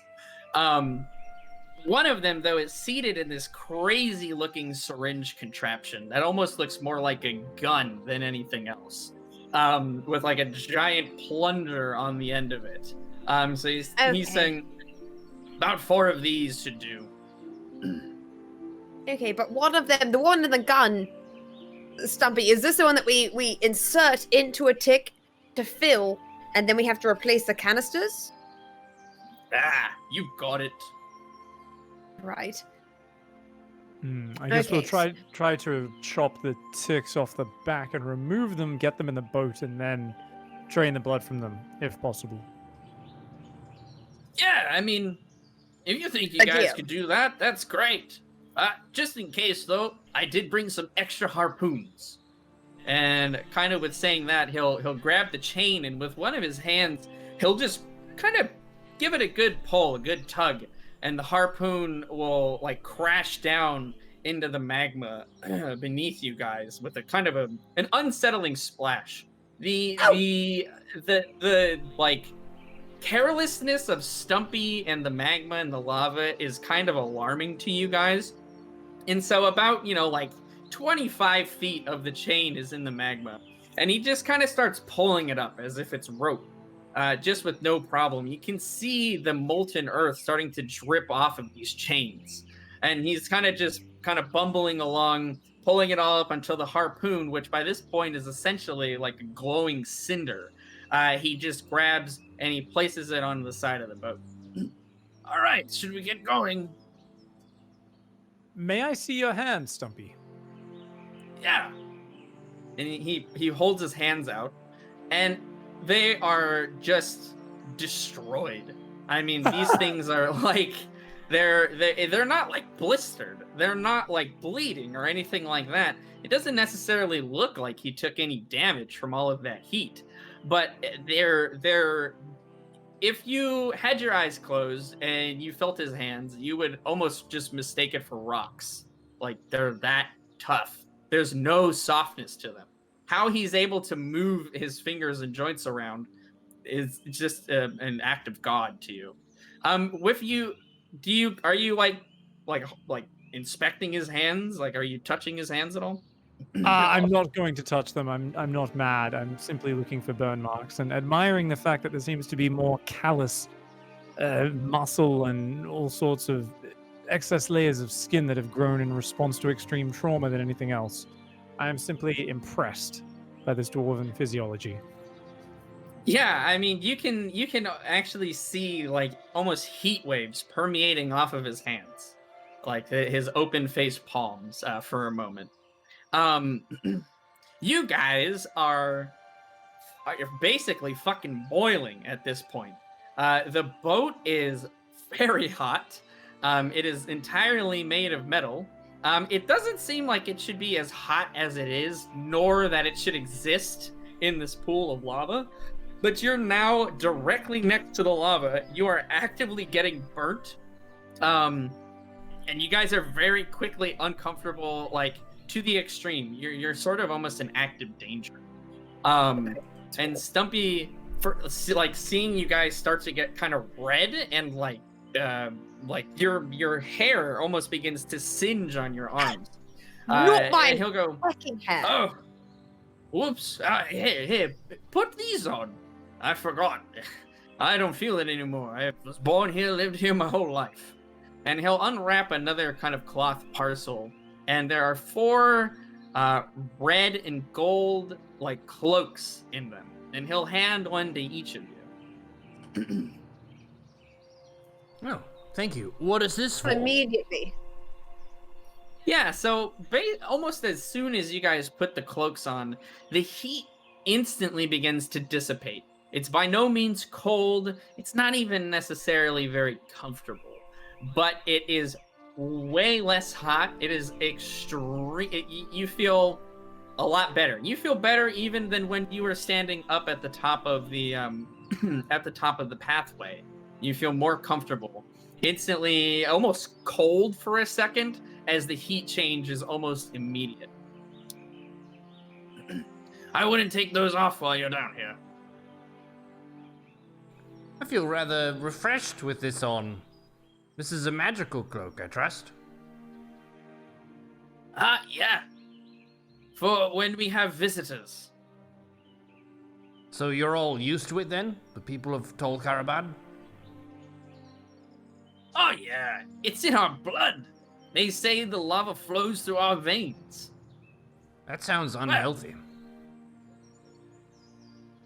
I mean, my dad lived to 350. That's a lot longer than Kenku live. Maybe I should have What's some a of that in my Kenku? blood. I am a Kenku. The Kenku It people, couldn't hurt. we are a bird people, a flightless bird people. We are adept at mimicking the different sounds that we hear.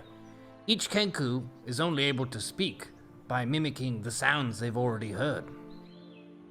Yes, you should hear him do you, actually, Stumpy. He can do your voice perfectly. Oh, yes. yes, Show him, yes. Carl. Oh, Carl, do Stumpy. Do Stumpy. Oh yeah, it's in our blood.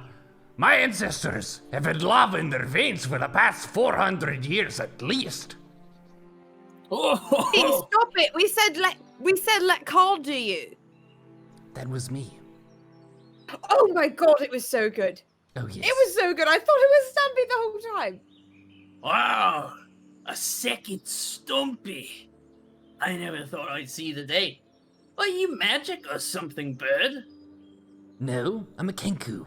We are all like this. Some are better than others, and I am a birdbarian, so I like to fight. Wow. So the That's thickest cool. of the birdbarians. He's Carl is just the best you're going to meet, period. And I think that's enough. That's just blanket statement truth.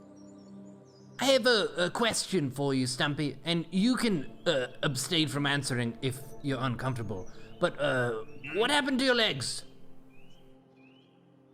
I was moving some anvils, and they fell on my legs. So I had to chop them off. But you chopped them off. Oh, I wasn't gonna just lay there like a fool. I had to go move the anvils. Big pants at the time, and did they become cut-offs when you chopped off your legs, or were you already wearing cut-off shorts, so they didn't really change when you cut off your legs? I don't remember what kind of pants I had on. Well, I will say, Master Dwarf Stumpy, you are one of the hardiest creatures I've ever come across. Just wait till you see the magmalisk. Okay, And, you didn't have to bring that up again, honestly. I think that's probably a good spot to take our mid-session break, if everyone is amenable to that. Sure. Before we set off on the lava adventure. So we'll go ahead and just take a quick 5 minutes, let everyone get refreshed, let poor Apoptosis rest his voice for a minute or two, and then we'll get back underway. Thanks everyone for joining. Okay. And we'll be back with Wayfarers Episode 9, The Team in Tall Karabad. Woo!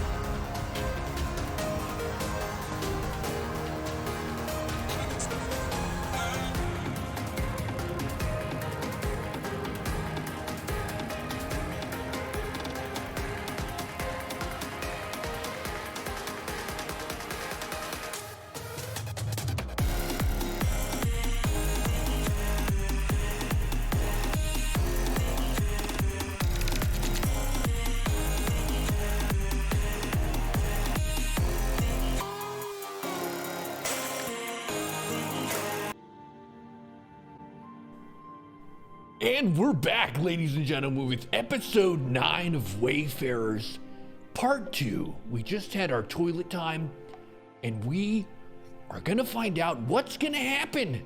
The team has met Stumpy, the very hardy dwarf with no legs, but a lot of toughness. They're in a boat made of steel in the lava, on a quest to extract the blood from the ticks of the magmalisk so they can save the people of Chol Karabad. We continue with Wayfarers. All right. Yeah, so unless you guys have any other questions for Stumpy before you head underway, he'll kind of shore up the oars. Again, they're these just giant slabs of metal that essentially move the lava behind you. You imagine that holding onto those has got to be insanely hot, so you guys are happy to let him take over that task. His hands, it's fine. So we have one of the red crystals, correct? We need at least 2 more. Yeah, so he in one of the kind of wrapped up parcels in the same one that your cloaks were in was a red crystal. So you guys have a good frame of reference of exactly what you're looking for. There is, even as you hold it in your hand, a bit of heat that emanates off of these crystals, and almost like it looks like a living fire that's inside of these things. Even with your cloaks on, which has instantly lowered the temperature of everything around you, you still feel kind of almost a hot, like heat coming from here, from the crystal. So you can't imagine how hot these would be without the cloaks. We need two more of these, Stumpy. That's what they said. Stumpy doesn't know much about magmalisks and crystals, but I can steer a boat. But you know where to find these crystals, right? Up at the top of the mountain. It sounds like you know where to find them. I mean, that's what I was told. So, Stumpy, to the top of the magma mountain. Pip, pip, cheerio. As fast as you can. Right away. And they'll kind of just start pushing these oars, again, with great strength. The lava dripping off of these, these cinder red, glowing yellow-orange oars at the end where they were dipped into the lava. And he's just kind of rowing them along just as easily as you guys did when you were back in Lakewood, on actual water. Any magma sea shanties, like songs that we can sing to Stumpy to help him row faster. If you know a lava sea shanty, by all means, bust it out. Actually, I know one. All right. Oh, he might. Yes. Okay, excellent. Go, Carl. For over the hottest lava, ouch, we ride the boat made of dwarven steel to find the beast, defend the keep, to save the dwarves of Karabad. I don't know the next part. I love that remix. I absolutely love it. Wow, Fire. you're a professional singer too. No, I just copy things well. Oh, that was really good. If I copied a bad singer, you would have said, "Oh, you're terrible at singing." Old Stumpy doesn't know necessarily the difference between a good tune and a bad tune, but I do like tunes. You have any more? He has so many. Carl has all of the tunes. Go ahead, hit him with another one, Carl. Hit him with another one. What kind of tune do you want? Well, I feel like a music box now. I would remind you I'm a birdbarian, not a bard. Though maybe I was a bard in a past life. You've heard so many things. Let's go with a nice elven jig. You've heard an elven jig, of course. Everyone's heard an elven jig, Carl. An elven jig? What's a jig? It's an upbeat dancing song. Hmm. Did Novella not teach you? So, a lot of things happened at Novella's house, but I'm not gonna tell you all of them. She didn't teach me any songs. But she taught you some other things. Okay, we'll talk about the other things later. Stumpy, I've got a good song. You want to hear it? Sure. Yes, Stumpy, go, please. Songs, let's go. Okay. Oh, Stumpy drives the boat. Don't fall over or you might not float. How did you like it? I absolutely loved it. It was impactful and truthful.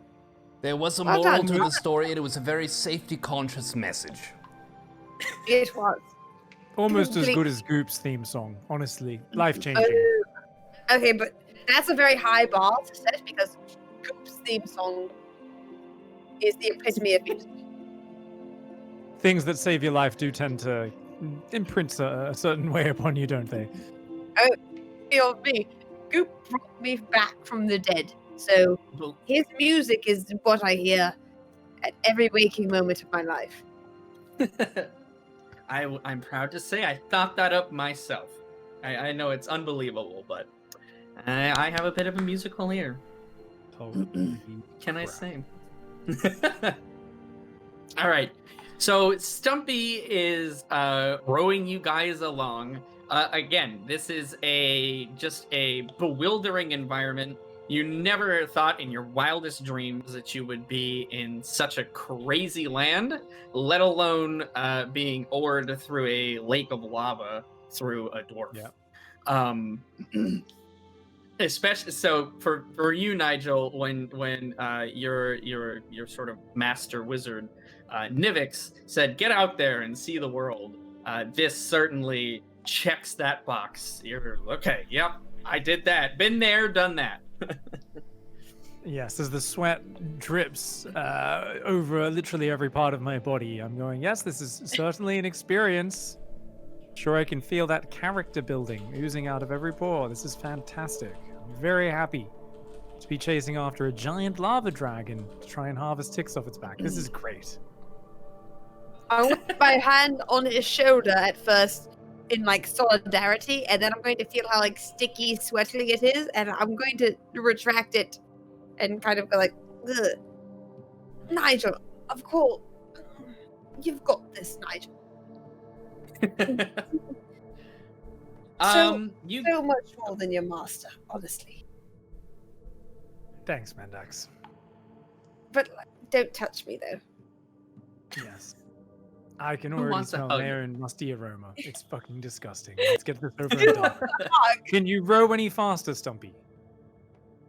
I mean, if you want to hit, I bet we could roll faster. Nigel could help, honestly. He's a pretty Nigel, stout wizard. wrap your hands in the cloak and try to grab onto one of those paddles. I remember when Nigel was thin as a stick, but after we've been fighting these spiders, his shoulders are looking pretty broad and pretty thick. Nigel has been buffing up. Nigel, grab this paddle. Keep bulking, sir. Don't burn your hands. Yeah, but wrap your hands in your cloak in this delicious velvet. You have I- such a nice party. I will bow down to peer pressure. Thanks, bruh. Okay.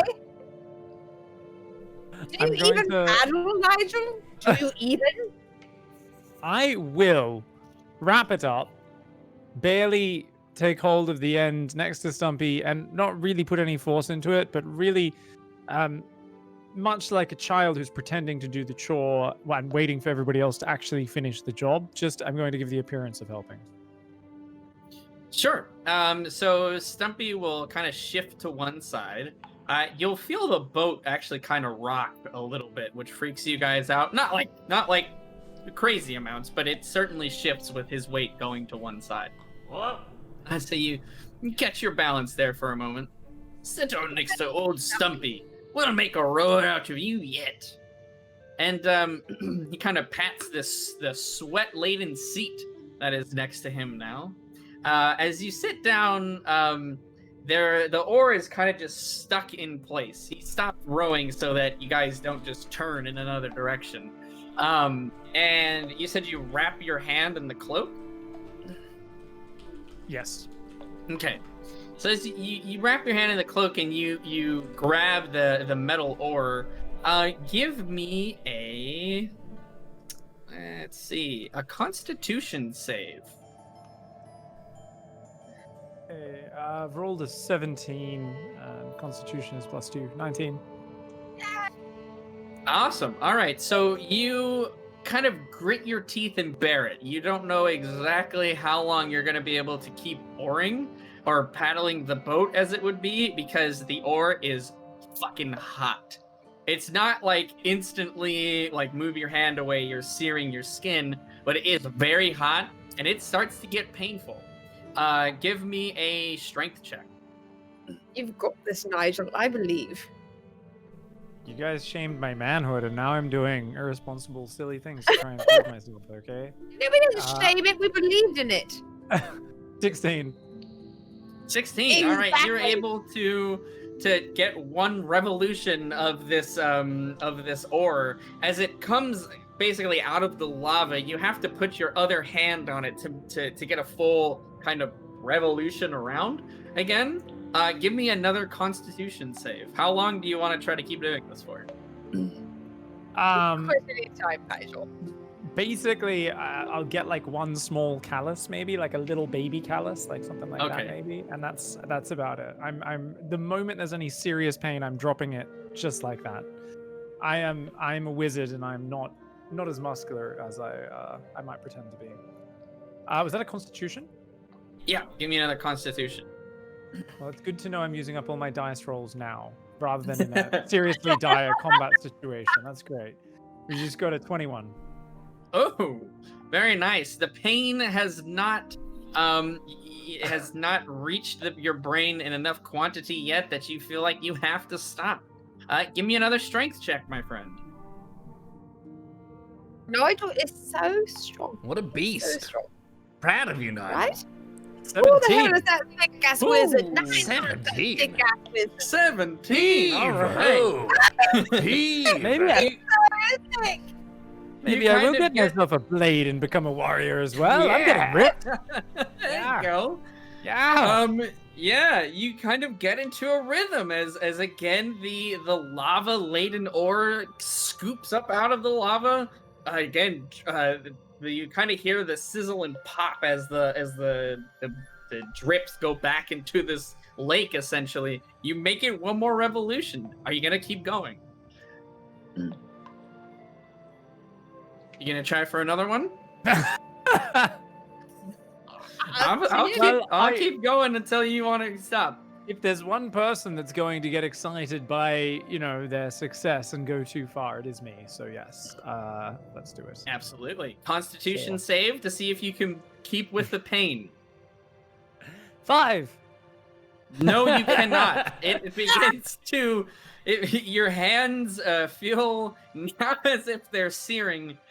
You have used up whatever. You haven't used up, but you've reached the limit of whatever magical enchantment is on this cloak.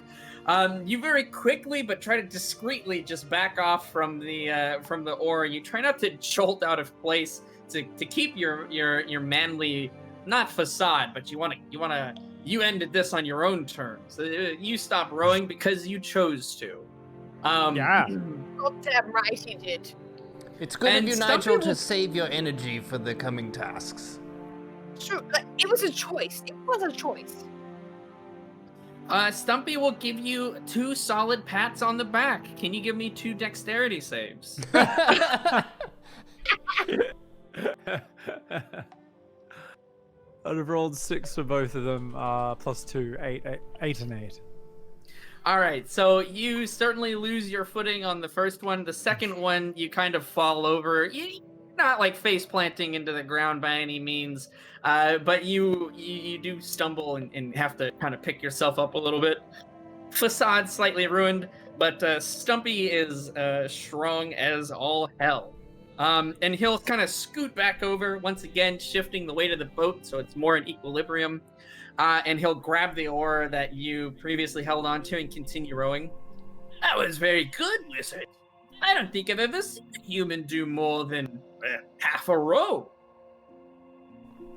Well, I've been going through some hard times and growing stronger every day. I must say, you those are a truly impressive specimen. I don't know how the hell you're withstanding that heat, and your muscles are very large. I don't know how you are propelling us through this thick lava sludge so quickly. Well, we've all got our skills, wizard. I might be a little better at faring the heat, but I bet I wouldn't do very good in the dagger reach. The dagger reach? Yeah, the dagger. Yeah, you, Nigel, you know of that place. That's to the far northwest. That's like the icy, kind of glacial, almost North Pole-esque area. So he's saying essentially he wouldn't do well in the cold. Consulting my my map as well, getting my bearings, just taking a little. I'm going to clap Nigel on the back, friendly, not nearly as heartily as Stumpy might do, but like as a congratulatory. Well done, Nigel. Well done on those streaks. Thank you. Yeah. He'll actually after another couple of good rows. What are your names, by the way? You all know old Stumpy. I'm Stumpy too. Your name is Stumpy and you sound just like me. Of course, that's What because my name's chances? Stumpy. Whoa. I think I get a save technically against. I'm the finest rower in the land. I don't even know who is who right now. Well, one of them has a beak. That's a clue. Oh, that's great. Be deceiving. All right, so there's Stumpy. There's second Stumpy. Didn't know I had a brother. That's crazy. What about you? And he'll point at Nigel. He'll point at Nigel. I am Nigel. No other title or name just yet, but perhaps one day I will have a great title of one of the master wizards in this world. We'll come up with a title for you yet. How about you then? Wait, me? Mm-hmm. I mean, I haven't thought about it. I guess I go by Mendax. I am a tiefling, and I guess I should say I'm theatrically trained. Huh. I've never been one for theatrics, but I'm glad that other people like it. Oh, but Stumpy, you knew song. You love song, and that is a form of theater, Stumpy. Do not sell yourself short. Stumpy just, does a tune every now and again. It's nothing to write home about, though. Oh, nothing to write home about, except it's the basis of all culture and history of every race in the entire world. Song is what binds everyone together, Stumpy. Do not sell yourself so short. You've got a theatrical spirit, Stumpy. I can see it in you. I can see it in you and in your callous hands. Yeah, let's get a. Are you lying to him, or do you believe this in some way? He's been singing to me. He's been rowing hard. I have trod the floorboards of the theater for a long time, and I believe Stumpy actually is a kindred spirit. All right, fair enough. If I was lying, I would have gagged. Give me a performance check on that. Do that. I'm an actress. I have +4 performance. Theater. Could I assist? Yeah, of course. You can assist. Who would like to please assist somebody? Please assist. Assist away. So that What did you get? should be a +2. Okay, excellent, because I rolled a 1, and I have a +4, and then you have a +2. That's still probably not very good. It's not very good, but it's better than a 1 +4. That is true. So you got +6, so it's 7 total. Stumpy thinks you're definitely over embellishing and being nice. He appreciates it, but Okay, he good. I'm doesn't fine. I'm not being a necessarily. I'm honestly not even being a shit this time. I Yeah. did Well, almost vomiting some if I people, was. some characters and NPCs have their own sort of vision of themselves, and it's hard for them to see themselves in any other way than that. So if Stumpy guys- doesn't think he's very good at theater, it's going to take probably a little bit more convincing. Okay, well then I would like to whisper to my 2 compatriots, Nigel, Carl, Yes. What? before this part of our journey is over. Stumpy, he's had so much taken from him. He does not believe in himself. Bless you, DM. We need to give that belief back to Stumpy. He needs this from us. So while we go and attack this magmalisk, please keep in mind, we need to involve Stumpy in the safest and most heroic ways possible. He needs to believe in Stumpy. Am I drunk? That would make 2 of us. I might have some effects of the mushrooms left over, but my impression was that he was actually quite satisfied with his job, and he didn't seem to make too much of the problem of needing to chop his legs off. My impression was he's one of the most bold and brave individuals you've ever crossed paths with. He wasn't really a basket case we need a pat on the back. He's a stout dwarf. He's not a basket case, but what Stumpy is showing us, compared to what Stumpy shows all of Tol Karabad, all of those dwarves with every appendage, versus Stumpy with half of his appendages. Do you think they would have?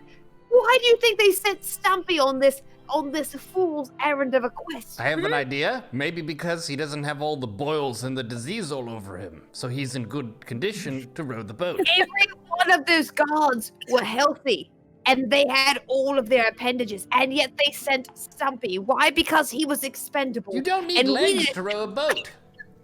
Yes, you do. Have you ever rowed a boat, Carl? Nigel, tell him how much you had to use your leg strength to successfully execute those rows. You need leg strength to row a boat. What I'm saying is they thought, and I don't think he is, you don't think he is, we need to make sure that Stumpy knows he is not expendable by the end. Well, you know, Mendax, I think I can answer this with a parable. When I was growing up in Master Nivix's tower, once at night I broke into the restricted section of his library. He said there the books had dark magics, mysterious magic, things too complicated, and fortunately for me, he did catch me before I managed to cast any spells, or attempt them, from within there. But there was one which I was about to cast, and it was called Astral Projection.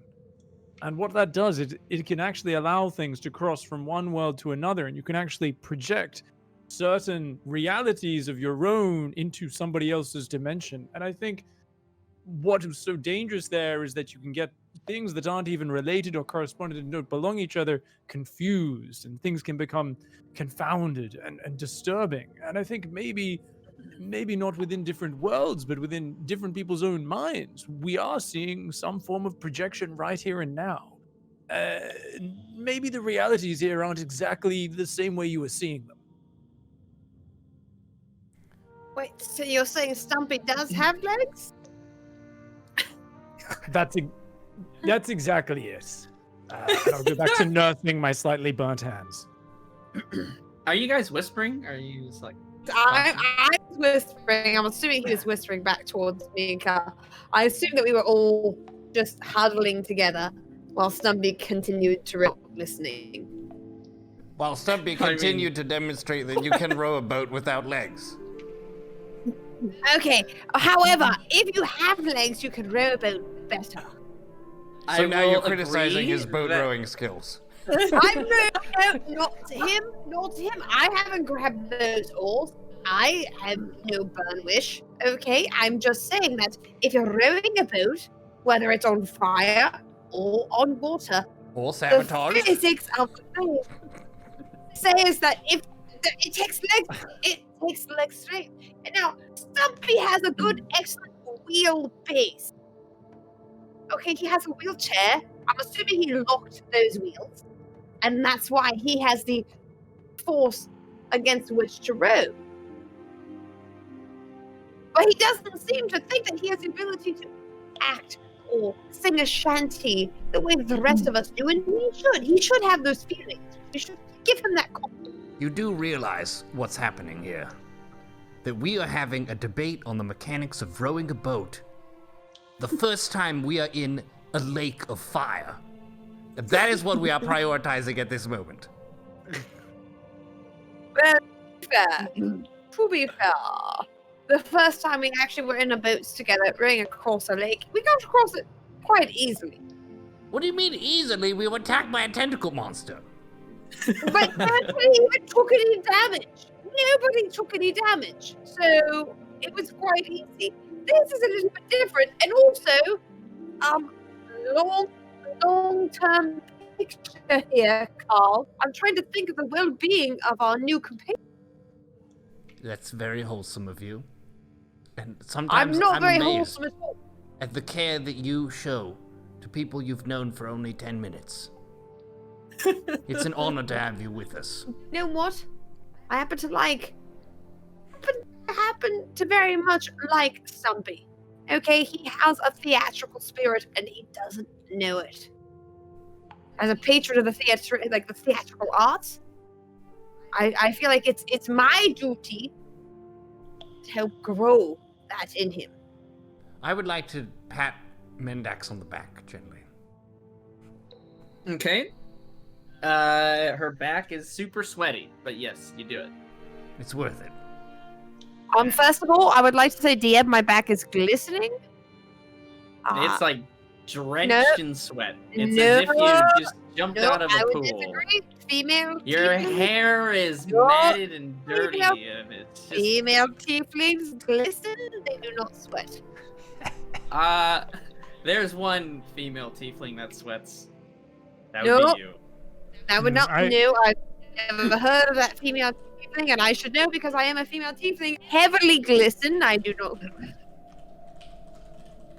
Well, whether you are heavily glistening or just straight up sweating, Stumpy will call back from the back of the boat. Yeah, just let me know where you want to bring it over. I don't know where to get these crystals. Stumpy, the crystals are at the top of the mountain where the lava is at its most fierce. Yeah, I mean, there's like lots of mountains. Look around. There's like, they're all over the place. And like half of them are spewing lava right now. So, yeah, you just pick one. Let me know. Stumpy, Yeah. which mountain are we on right now? What? We're not on a mountain. We're in the lava lake. What about that mountain? Take us to that one, the one that Carl is pointing That at. one. Do you see that one? All right. So we'll say that you point at one of the many, many mountains that have lava just kind of like coming off to the sides, basically. So, yeah, Stumpy will row you guys up as close to the mountain as he can get, between like some of the lava flows, essentially, that the mountain has, so that you can safely get onto the rocks. Hold on, I'll anchor the boat. And he'll pull out one of the harpoons and he'll stab it into the side of like the blackened, almost bedrock of the mountain, and tie the chain to the boat. Yeah, I hope there's one up there. All right. I would like to lead the way. I think we could probably leave Goop in the boat. Ooh, I feel like Goop should follow us potentially, and we should leave Stumpy in the boat. Goop is not going to be following us across a chain onto the mountain. I could carry him, but that is a burden that we must carry. That is a very good point. Okay, you know what? Goop. Look at me. Look. Mendak. Cool. Mendax loves you, Goop. But Goop, we need you to stay in the boat. Do not look at me that way, Goop. Stay in the boat. Goop is looking currently at Nigel. So if you put yourself between him and Nigel, it will appear as if he's looking at you. If that's what you want to do. I'm doing, yes. I'm absolutely putting myself in between him and Nigel. Okay. In my spirit, I know he's looking at Nigel, but really, like Goop and I, we just do. Goop. You got a bond. Listen to the nice lady, Goop. Say Goop. You stay in the boat. Goop. Nigel, please tell Goop. Stay in the Goop. Boat. Stay. Nigel, tell. I would like to, while this is happening, look over at Stumpy and give kind of a knowing shrug. You know, as someone is talking to their cat for 45 minutes and you know that the cat can't understand a word of it. Yeah, I'll watch your rock for you. That's fine. Appreciate that very much, Stumpy. Yeah, you're welcome. Yeah, so he's just chilling in the boat. He's got you guys. It's kind of, the boat's been pulled up right onto the edge of the mountain where, you know, it's sort of like a boat pulled up to a shore, essentially. There's a little bit of flat area that you guys can try to get your footing on before trying to head up to the top of this. Mountain is, I mean, it's not like a peak, you know, you're not going to spend days climbing this thing. You can see the top. It's going to take you a bit to traverse it just because of sort of the nature of the design of the mountain as well as the dangers that are inherent with it. But if it was a clear shot, it wouldn't take you very, very long at all. I would like to lead the way then. Absolutely. So where are you guys are just trying to head all the way to the top, is that right? Yes, with exercising extra care not to step in lava. Yeah, that's a very, very solid addition to make there. The mountain itself is, it's strange in a way, but the rock underneath your feet is almost cool. It's cooler than the boat is. You can see it's made of this shiny black, almost like onyx looking type material, more close to glass in a way than it is to rock. So it's very interesting to walk on, even for people who, or for rather, I think Mendax and Nigel are the only two that wear shoes. Even for you guys, you can tell it's almost not a slick surface, but very, very smooth, as if weathered through time by water, or in this case, lava. Yeah, and you guys can head up. There are, again, kind of lava flows that are coming down the mountain from the top. It's not like actively like spitting lava into the sky or anything like that, but overflowing, and the lava is sort of just draining down into the cauldron, if you will. You guys proceed forward. Call, there is an area here that there's no way to get around the lava. It is a small stream, but it's because of how dangerous it is, you take extra care to make sure that you step over it very carefully. Are all three of you guys heading along up this mountain? Indeed. Absolutely, yes. Okay, go ahead and just each give me flat D20 rolls. Let's see how your progress is up the mountain. 16. 5. A 13. 16, 5, and 13. Call, your lack of shoes and the way that your feet or talons are basically designed, your feet basically, they kind of scratch the surface of the mountain more than get a good hold in them. Yeah, you're kind of almost like scratching glass. Like I said, it's this shiny, almost like black onyx material that you guys are walking on. At a couple of moments, or at a couple of times, your talons catch in such a way that it makes sort of a high-pitched like screech of almost nails on a chalkboard for a moment. and you stop to get your bearings. Several times you find it difficult to move forward as you're sort of traversing this rough terrain. Go ahead, give me another d20. Just call. Oh my god, do not fall, Cole. Come on. 12. Yeah, it's a difficult climb for you. It's not particularly an easy climb for everyone else, but for you specifically, the climb up the side of this mountain does have some big difficulties or not big difficulties, but it's a challenge for you to get all the way to the top. But within, I would say, 30 to 40 minutes, you guys are able to successfully reach what appears to be the peak of the mountain. You look back down, and you can see, like, all the way that you traveled, you get a sense of vertigo just for a moment as you look back down at the boat, and you see Stumpy and Goop just sitting in this, now what looks like a very tiny, not speck, I mean, you can still make out detail, but they are, they're quite a ways down. Stumpy will wave up at you guys, seeing that you've made it to the top. You think he might be trying to call out something to you. You can't hear what he's saying. He's very, very far away. But you've reached the top of the mountain.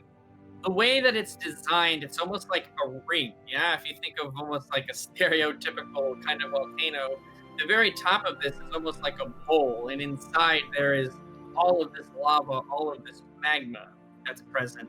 There are a few, or not magma, it's all lava since it's not in the earth science.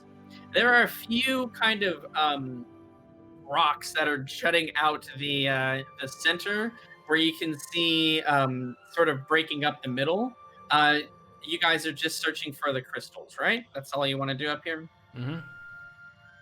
Okay, so if you could each give me an investigation we'll use for this. And you're not quite looking for clues, but you're trying to discern your surroundings as best as possible. Okay. 9 plus 4 is 13. Okay. 2 plus 5 is 7. And Okay. 7 plus 5 is 22.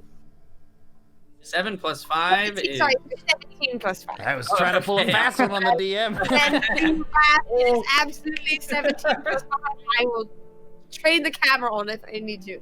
17 plus 5. 17 I'm 7 plus 5 is 22. I'm Quick not math. just fine with the actual All right, awesome. We'll say Call and Nigel, you guys, again, you're sort of fanning out in both directions. You don't see anything that poses a present danger to you other than the environment itself, and you feel comfortable splitting up a little bit.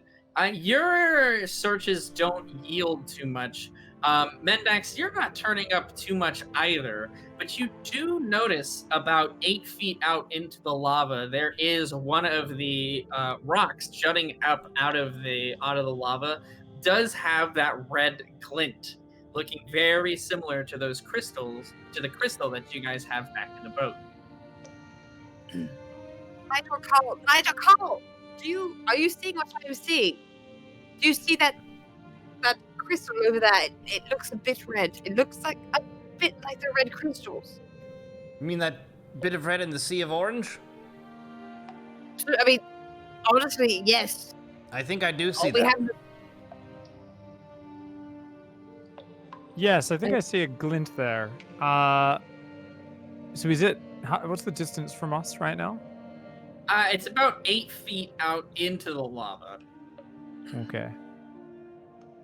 And I'm going to create a mage hand, a spectral Oh. floating hand, to try and pick it up. All right, absolutely. Let me look over Mage Hand here. I think that sounds legit. Yeah. So it's a 30 feet range, and I can pick up something up to 10 pounds. Yeah, absolutely. That'll work. The only thing that is going to prove a little bit difficult for that is like prying the crystal off of the rock. So you summon this mage hand. Again, this sort of ethereal, very blue, spectral-looking hand appears in front of you, Nigel. and it essentially floats over to the crystal. And as the hand tries to grab and pick up the crystal, you notice that it's stuck, right? I mean, these things they kind of grow off of these rocks in a way. So you don't think the hand has enough strength to pry the crystals off, but you do think that it would have enough to carry it over if it wasn't attached. Can I shoot? Can I shoot an arrow at the crystal? You can do whatever you want. I'm going to fire a goddamn arrow at this crystal. It's 8 feet away into the lava, right? It's about, yeah, so you guys are standing on a, not like right up against the edge, but up on the edge of the sort of rim to the bowl of the lava that's inside of the mountain here. 8 feet out into the pool. There are a couple little like rocks and other debris that are in there, but this rock that's jutting out closest to you guys, yeah, there is like a grouping of one of these crystals underneath. I do have a 10-foot halberd. I could use that and try to break it free of whatever it's stuck on. Honestly, it's even better than my arrow at this point. Yeah, why not? Absolutely. So that is going to put the range of the halberd at its limit there. But you can definitely reach. I think your halberd, yeah, it has a 10-foot reach. So absolutely. Do you want to? Yeah, give me an attack. You're essentially trying to precision hit this one area.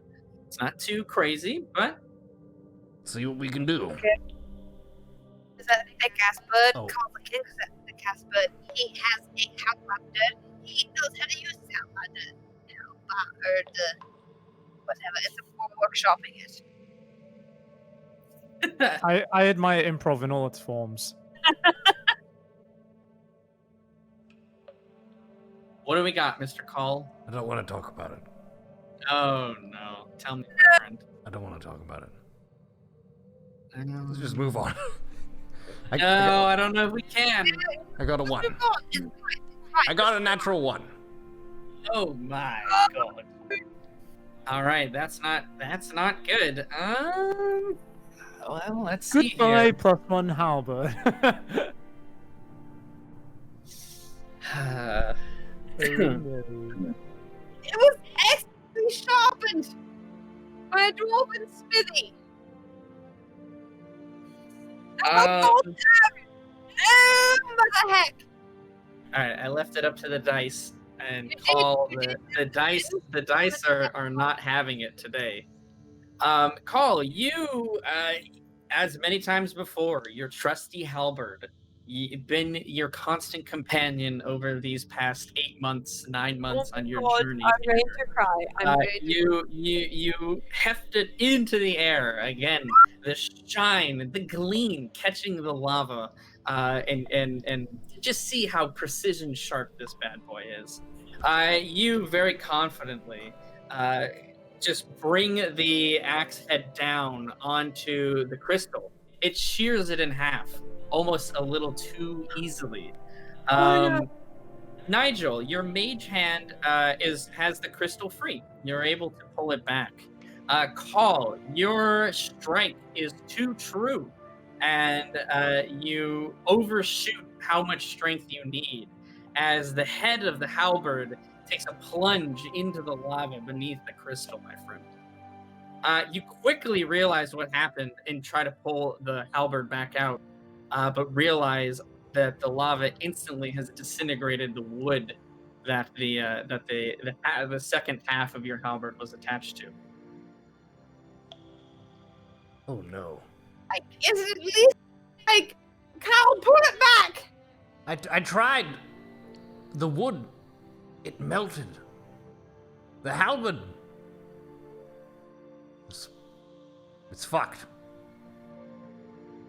This halberd has been with me for as long as I've been a birdbarian.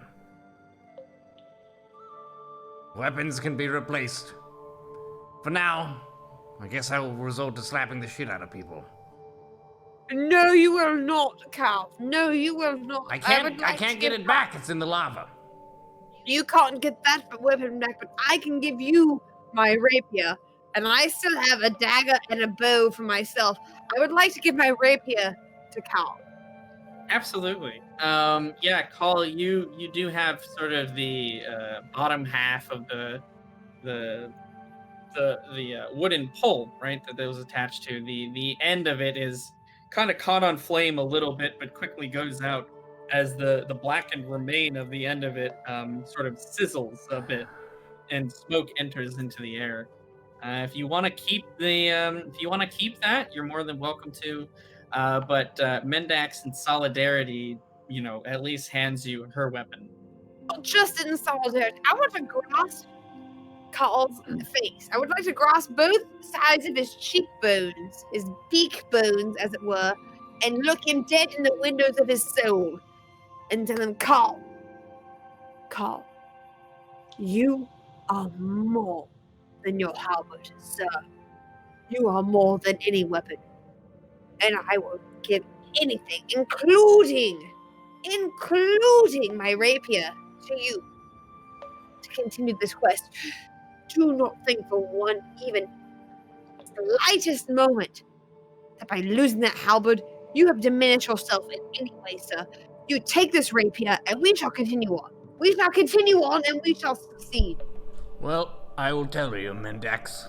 I am actually rather sad, but it is my hope that the head of this halberd will reach the halls of wherever Stumpy's legs went, and they can be happy together.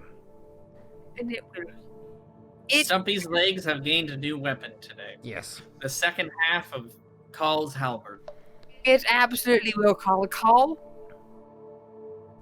Because the head of your halberd is not with us in this moment does not mean it is gone. It will live on. And it will live on stronger and fiercer if you fight behind it. I don't know about that. I'm pretty sure it would melt. You said it was molten rock. It just fell into molten rock. It would probably melt. Some of this is, honestly metaphor, Carl. And you're just going to have to roll with it. What's a metaphor? It's something that stands for something bigger than itself. So, Like Nigel's one wand? arrow stands for the piercing force of an entire people. Something like that, Carl. It's fine. You'll grasp onto it. What I'm saying is, take my rapier. Your halberd is dead. Oh. Yes, Call, you have Mendax's rapier. You can add that to your inventory for now. I can go ahead. I'll try to add that for you while we continue along. Actually, you might just have to refresh your page here. I'm going to remove it from mine. It is removed from mine because I trust Carl. I know Carl will do well. Thank you, Mendax. I will try my best not to throw your rapier into the lava. You know what, Carl? Honestly, even if you do throw it into the lava, it's probably about the same as I would have done with it. So you really can't do so much worse. You can't. But we did retrieve the crystal in all this. Yes, exactly. We did get one extra or two. There was a large crystal. I don't know, Nigel. How handsy were you? How mage handsy were you?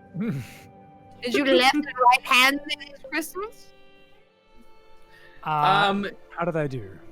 Yeah, so you were able to retrieve one of the crystals. It was only one of them looked like it looked similar to the one that you had. Was enough kind of design and size, if you will. It's sort of like almost like a flower of crystals in a way. So yeah, you have one. You got one successfully, retrieved it at the cost of a dear friend and a constant weapon. You do have one of the crystals. Do you guys want to continue searching up here for any more, or are you going to head back down to the boat? I feel like we should at least try to search a little bit more, right? The red crystals are at the zenith of every volcanic apex. And we're here. We found this one. Should we not search for another one, or should we just go back to the boat and have Stumpy row us to another peak? Before we go, Take a minute. I would like to take a moment to simply stand straight and upright, shoulders back, and slam the rod in the ground and take a moment in contemplation and memory of all the good fighting that has happened with this halberd.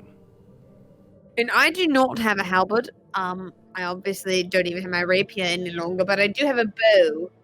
And so I'd like to take the edge of my bow and slam it on the ground to the point where it doesn't cause damage to the bow itself, but it creates noise in solidarity to what Carl is trying to do.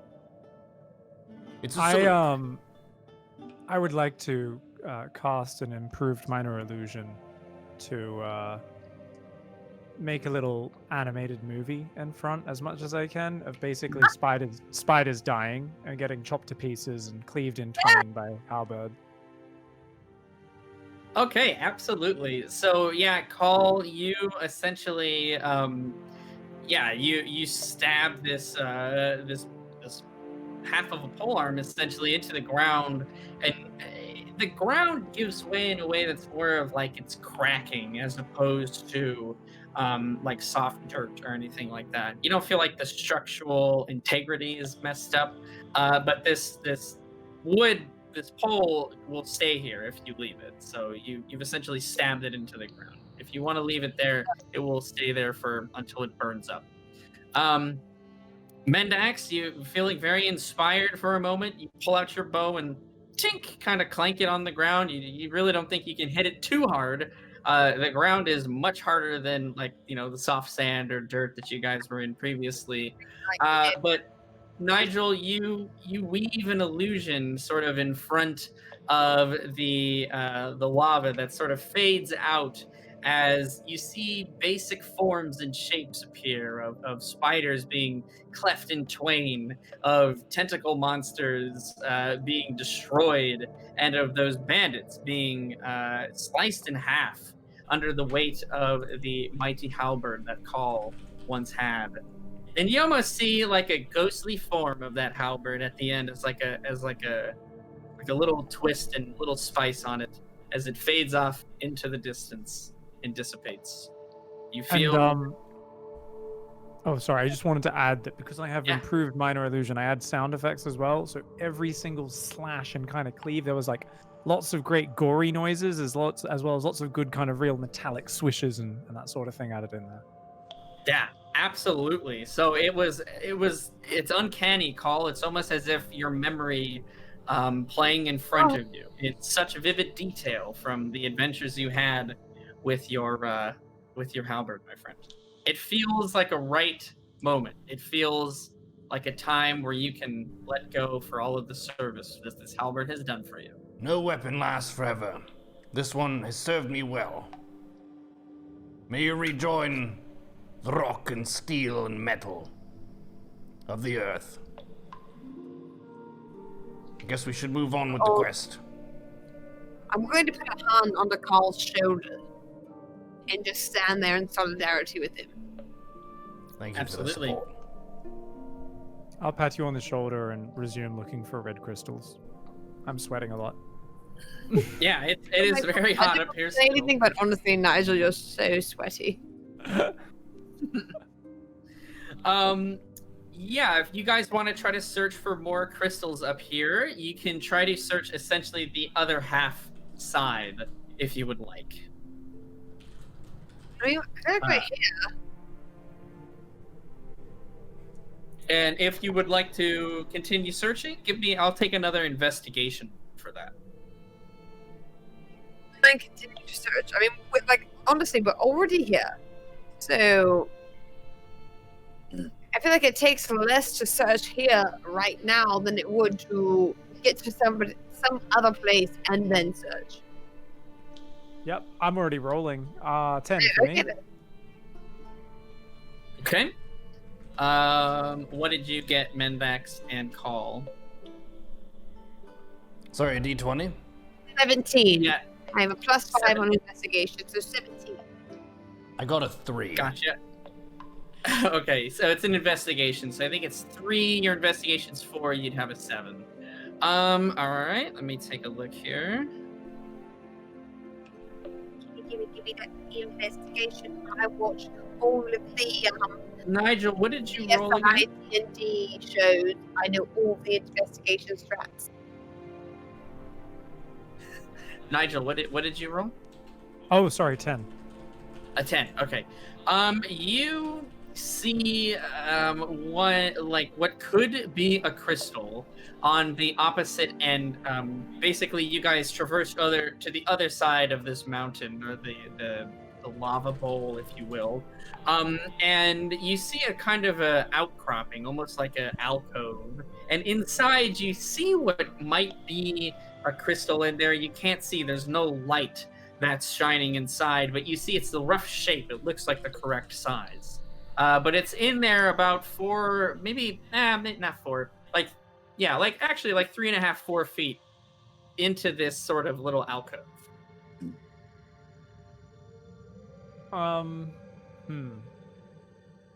I can shoot a firebolt in just to illuminate it. I know. Absolutely. Just to double check that is what we're looking It's not at. going to hurt it. It won't hurt It's a it. crystal. It'll be It fine. lives in magma, so why not? Absolutely. Yeah, you can go ahead and you're shooting a firebolt, right? You said? Yes, just launching a firebolt straight at it. Absolutely. Yeah. So you do the same sort of swish and flick maneuver that you are all too familiar with from all of the firebolts that you've shot in your life now. And it kind of takes up almost the full size of this outcropping here. It's not huge by any means. As it hits the back and dissipates into flame, you do see for a moment a red glint appear, and something in the back there scurry away further back into the alcove. I just saw scurrying. So cool. We might get to kill something while we're here as well. Who wants to go get it? Wait, like, are we talking like spider scurrying or like humanoid pirate scurrying? So to try to just to describe it a bit more, it's like an opening, maybe 2.5 feet in diameter, maybe. It's pretty small. It's not like a cave. It's just like a small sort of outcropping here where the lava formed in such a way that it created almost like a small, essentially small little cave that goes back. They might just be some sort of, not giant spiders, but regular sized lava spiders. Something that feeds on the heat or something in this environment up here. But so could we get to that alcove? Can we get closer to it? Yeah, like working our way around the edge, right? So you're right near it. So you walk to the other side, and you kind of ducking, you duck down, and that's where this thing caught your eye, and then you shot that fireball, or the firebolt rather, and you confirmed that there is a crystal that's in there. You could reach your arm in there and grab it technically. It's that close to where you are now. And it's within range. You could certainly do that if you wanted to. Then, okay, I don't want to. Obviously, all my knowledge comes from the theater, which means I know of.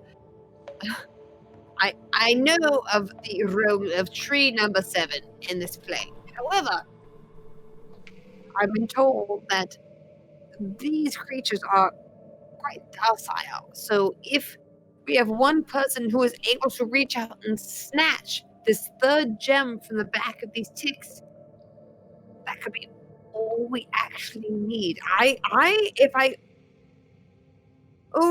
don't like ever volunteering myself for these kinds of things, but I can't volunteer myself for the blood, so I will if we need me to do it. I will expect it to press be my jammed out in and the. grab one of these ticks out. Off of the back. I expect it to be wedged in quite tight. So do we have any tools that can dislodge it, other than halberds, of course? The halberd is gone. I personally do have a dagger that I still have on my body. I could reach out and try to use my dagger to dislodge the gemstone. Carl's super strong. I'm gonna hand Carl one of my rocks, one of my 5-pound rocks. Maybe you could smash it out, Carl. Sure. Could get some frustration out. That's right. You just let it loose, Carl. Let it loose. I'll smash it with this rock. Yeah, absolutely. So in order to do that, so you take the rock from Nigel. In order to do that, you'll have to kind of lay flat-ish on the ground so that you can get your arm into such a position that you can reach into this outcropping and try to take some hits at the crystal. Is that cool? As long as it's not so hot that it's gonna injure me, yes. No, the kind of like how I mentioned before, the ground is surprisingly cool for the environment that you're in. It's not cold, but it is certainly not as scorchingly hot as you would assume it would have been. If this was like dirt or sand or even just seemingly regular rock, it certainly would be way too hot for you to do this. But you are surprisingly comfortable to do so, almost as if you're kind of cooling off a little bit. Well, sure. I'd like to go for it. Awesome. I will try to get ready as well and have a mage hand ready just to try and catch anything that, stop it from falling into the lava if I can. Sure, absolutely. So it shouldn't really be in too much danger of falling into the lava. It's not anywhere near the edge. You guys are a little bit down here. There's no lava that's super close to you, so you should be okay. But you can have the mage hand at the ready in case it does kind of slip past you guys and begin to fall down the mountain, as that would be. Neuro, Mr. Call, give me it's an improvised strike here. So just give me a d20 and then plus 5, because that's your strength modifier and your proficiency bonus. That's a good one. That's good. 15 plus 5 is 20. That is exactly what that math works out to be. Well done. Absolutely. You have sort of this this super hefty rock, we'll say. So give me a d4 damage plus 3 from your strength here. So go ahead, roll me a d4. Tell me what you got. 4. 4. Okay, so total of 7 then. Yes. Yeah, you feel the crystal, it's beginning to shift and move, but you don't think that one strike is quite enough. You do feel like you'll have to go for another. Bring it on. I will roll. All right, give me again. another. Go again. Shit up, Carl. Go. 8. With the... Is that with the plus 5? Unfortunately, yes. Okay. I mean, it's a stationary target. There's not a whole lot. It's not fighting back. It's not fighting Again. Yeah, it's not moving around. It's not moving around. So no, I mean, the 8 is fine. The 8's fine. You don't have to roll again after that one. Give me another d4 though, plus 3. 2 plus 3 is 5. Quick maths. Quick maths. All right, so total of 12 points. You feel the crystal dislodge from the ground that it was essentially growing off of. At the same time that you feel this crystal like pushed out from the rock, you do feel something brush up against the back of your hand. What would you like to do? You kind of have a moment to react. Are you going to try to grab the crystal and get your hand out, or what do you want to do? Yes, I would go for that. I think I can get the heck out, perhaps. Yeah. You give me. Let's see. Do you need anything for that? No. It's a pretty small opening, so I think you would be fine to.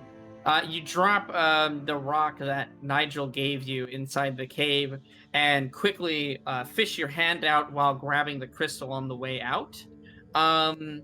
And yeah, you don't feel anything else. You're able to retrieve this crystal out from there with no ill effects. What could have been in there? I felt something brush up against my hand. Maybe it was one of those creatures scurrying about you saw, Nigel? Yes, I saw something scurrying in there. Who knows? This is a rare biome, if you will. An area where a creature here may be worth something. If you guys like money, maybe we can try to grab it. mean, but, What if I it's one of have the no ticks? idea. I mean, I feel like it's been well established that I obviously adore money. What if it's one of the ticks that would have the blood that we need and we wouldn't have to deal with the huge monster? So true. So true. Okay, so we have 3 of the red gems right now, correct? Didn't we only need 2? Yes. We only needed a great 2.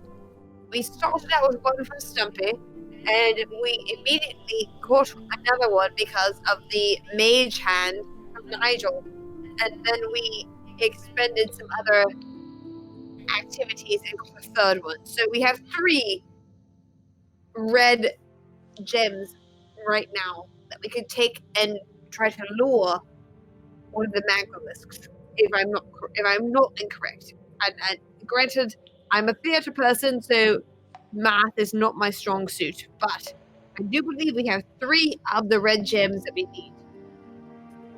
The dwarf from earlier that you guys spoke with said you would need at least 2, maybe 3 extra. So we have 3. So we have at least 2, definitely 3. So we should be good to go to try to go through the magma, look for the bubbles, and throw the red stones, the red crystals, into the bubbles of the magma to draw out the magma disc. Who will, according to what they say, oh dear, all the lords, save us, will be very, very sleepy and allow us to grab the ticks from its back and extract the blood. Yes. Yeah, so he said 10 two extra crystals, 3 if you want to be safe. So we have enough. A total of 3 or 4 to be safe. And we have a total of 3 right now. We have a total of 3 crystals. If we want to be extra safe, we can go for a 4th set of crystals. But right now we have 3 crystals. We're gonna call this episode math. Nothing else. We're just gonna call this episode math. Okay.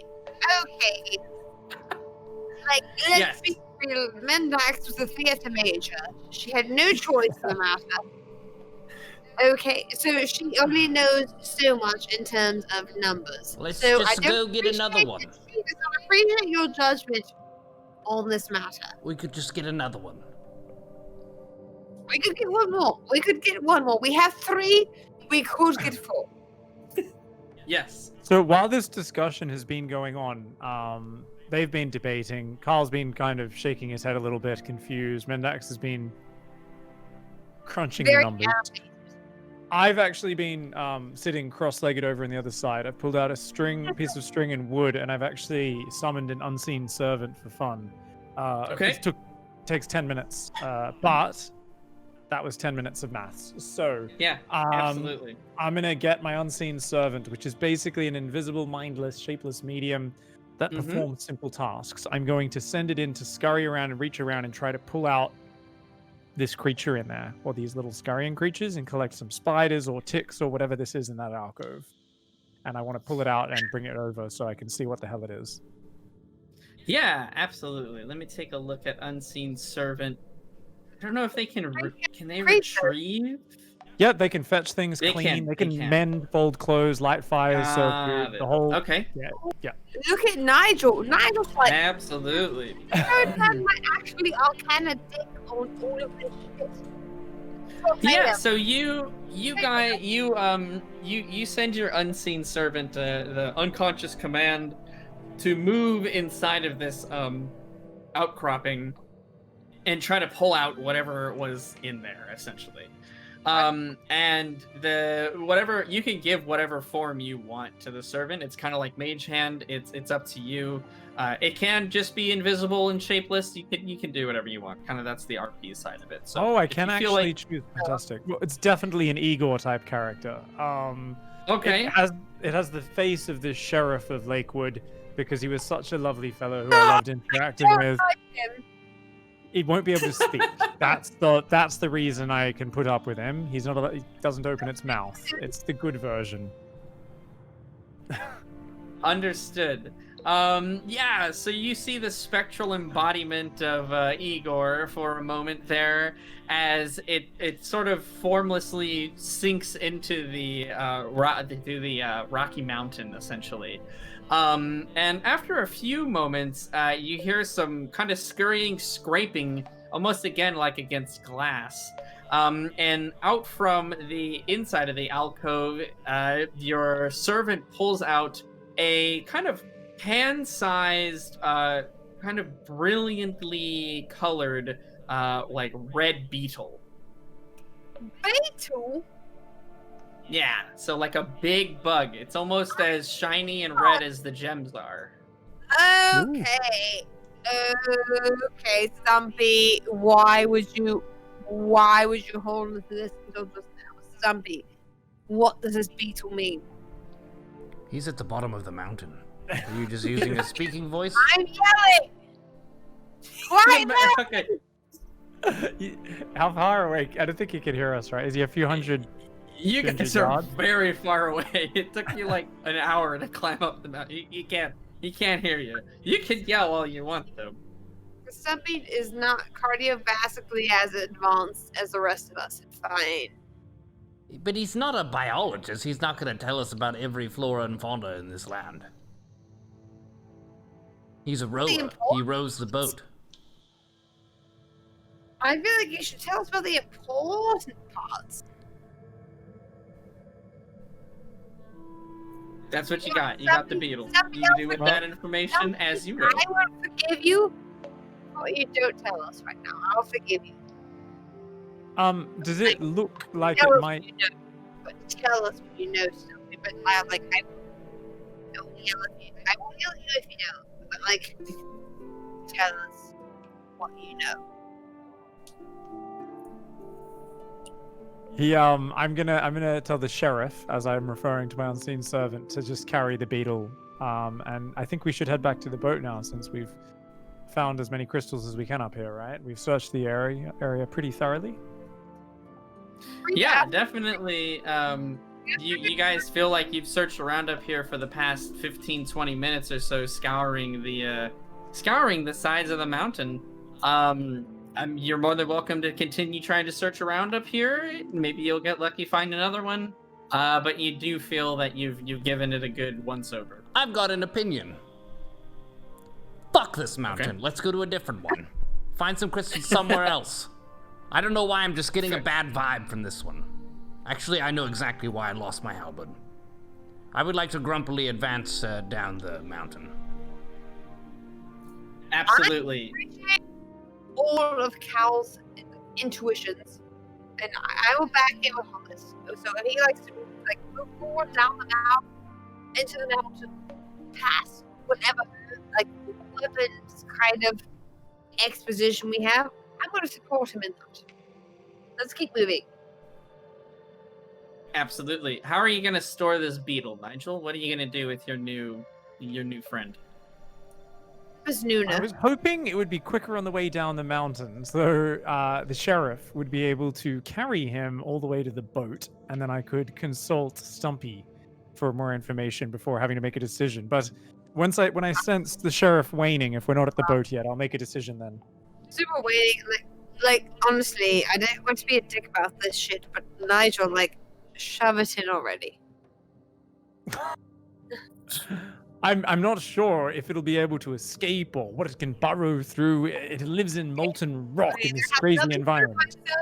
Whether or not it can escape has nothing to do with myself or Carl. That's on You've got you. to respect the beast. We don't understand its power yet, you know? You can't disrespect it. Oh my god. Fair enough. I will certainly take that, Nigel. Your unseen servant can transport the beetle down the mountain with you guys for as long as it's alive. And if you do sense, you'll definitely know when it's about to dissipate, and you can take whatever action you need. Yeah, we'll say, let's take a look here. Yeah, the climb back down the mountain doesn't take you guys nearly as long as it took you to go up. Going up was certainly a lot more arduous, and you were learning the environment for the first time. Now that you're just heading down the mountain, not only can you be a little bit more expedient with the situation, but you're more familiar with the footing and how best to conduct yourself. So we'll say it takes you about 10, maybe 15. Yeah, no, it'll probably take you at least 15 to 20 minutes to get down, about half the time. So about halfway down the mountain, Nigel, you do know that your servant's going to dissipate kind of soon. So what would you like to do? Okay. All right. Do you want me to carry it? So.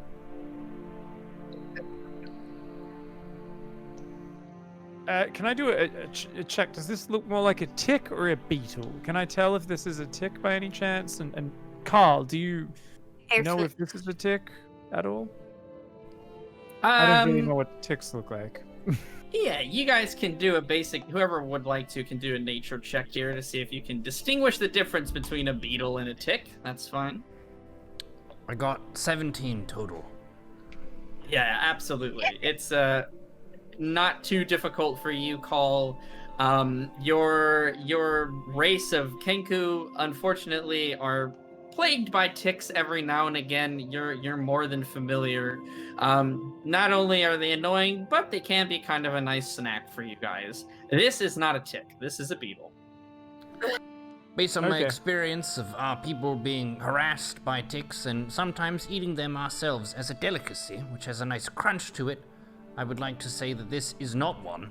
It has a different bodily shape, and if it was a tick, it's not a very effective one. Fair enough. In that case, can I? How strong does it seem? Can I put it just in my pack?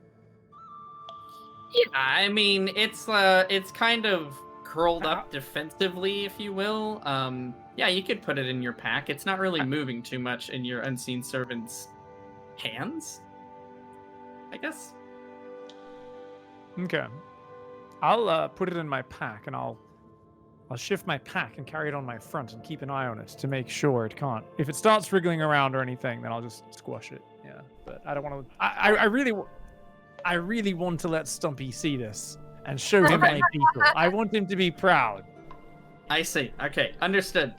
Yeah, absolutely. So the rest of the way down, the next 10 minutes, the beetle doesn't really make too many movements. It doesn't move around too much.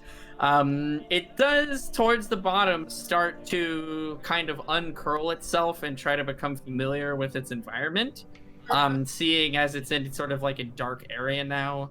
You can feel it shifting around slightly, but whenever you check on it, it doesn't seem like it's really doing anything all that bad. So you figure, it's probably fine. Yeah, you guys make it back down to the boat. Stumpy is sitting there, just kind of swishing some of the oars in the lava, trying to pass the time. Goop is exactly where you guys left him, just standing completely still. As soon as Nigel gets within about a we'll say 10-foot proximity, it turns to kind of meet your direction better. And yeah, you guys are able to successfully get back in the boat, 2 crystals in hand, plus 1 beetle. Stumpy is quite happy at your return. Oh, good job. Did you guys get lucky? We got more than lucky, Stumpy. We got 2 crystals, and I have a new pet. His name is Beetle. Check him out. Beetle? Yo, let me see. And yeah, so if you show him, like if you open the pack and kind of show it to him, he'll kind of rub his hands together. Oh, you did find something special indeed, Nigel.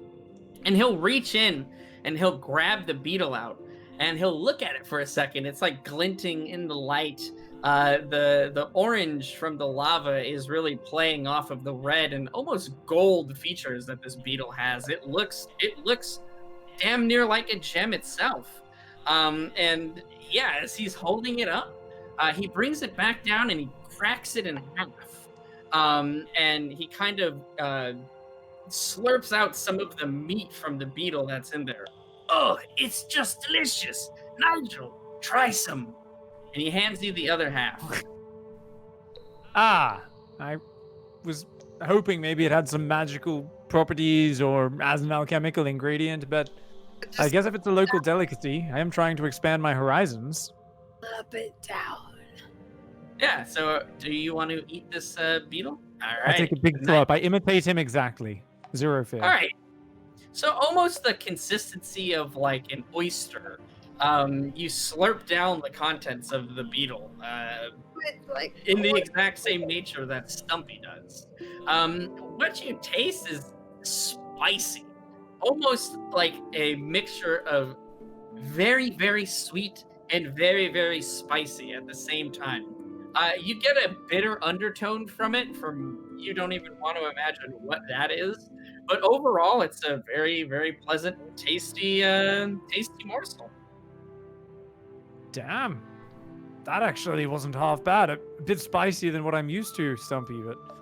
Oh, what do you call that thing? A beetle? A beetle.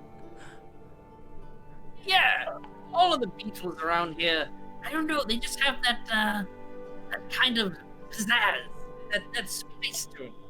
I don't really know what the difference between them are. I see a beetle, I eat a beetle. Stumpy is a very simple wolf. You two should try this. It's rather fantastic. I would like to try some. Yeah, there's enough contents left, we'll say, in both halves to not necessarily get a full bite like Nigel and Stumpy had, but there's enough there for you guys to test it out. Very similar experience all around. It's very, yeah, again, it's like slurping a spicy but oddly sweet oyster. So you do with that information as you will. Some people hate the consistency of oysters. Some people love it. So that's just up to you. Speaking as a Kenku, I find this to be excellent. Thank you for sharing. No worries. It's quite a good local delicacy. It's a little Have bit. we lost Mendax? Yeah, I think our frame might be frozen. Yeah, it is.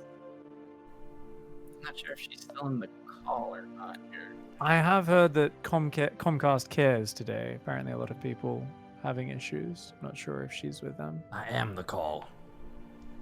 Zero issue with me on my actual end. Hello? Hi. Hey, Yeah. we can hear you. I've heard you all the entire time. Can you hear me? Yeah, we can hear you now. The video is frozen, but the audio is good. Oh, well, okay, I'll just hold still, but I will at least talk. Yes, nothing is frozen on my end, but, Yeah. let's- Not sure exactly. Yeah, Stumpy, will say, well, great job. Now what? Are we fishing this thing up, or what are we doing? Well, we have 3 crystals that we obtained from this mountain. We also lost a halberd, which I'm rather sad about, but we can't be helped now. We need 1 more crystal to be safe. I think you said with this many, we could probably bring it out. we have 3, but to be safe, we need 1 more. That seems smart. Always better to be safe than sorry. That's what Stumpy says. Or that's what I say now. You're so smart. I love you, Stumpy. All right. Which mountain are we going to now? That one! Okay, so you point to one of the kind of indiscriminate mountains that are off a ways. Definitely. You gotta think about that one. Mm-hmm. And yeah, and he'll unhook the harpoon from the black onyx of the side, and will take you guys over to the mountain that you pointed to. It takes you, I don't know, all of about 5, maybe 10 minutes.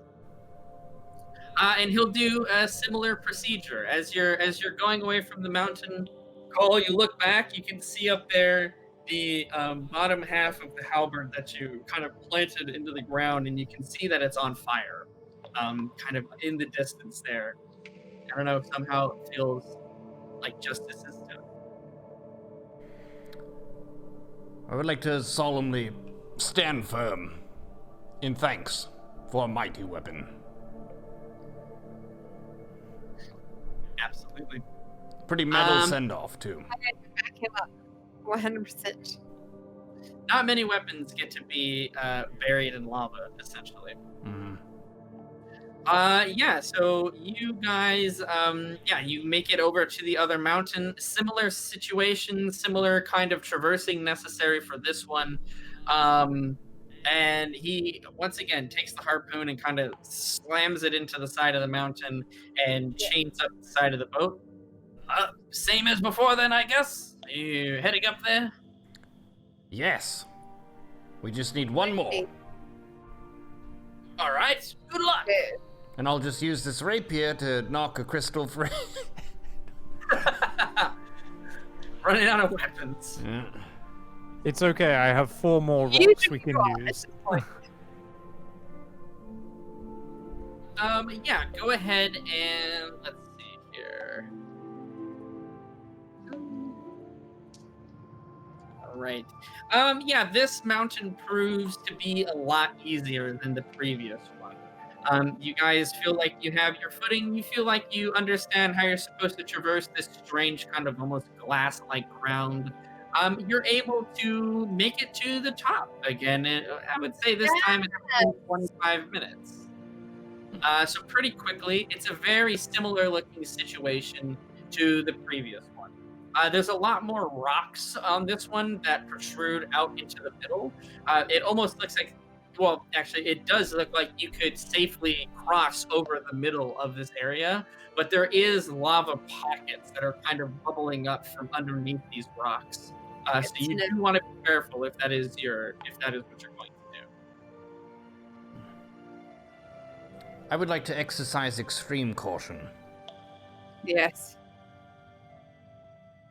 Okay.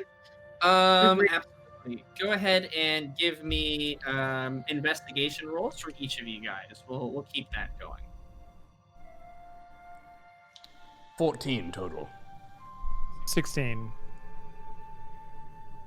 I'm looking at my. That's not my mouse. This is a mouse.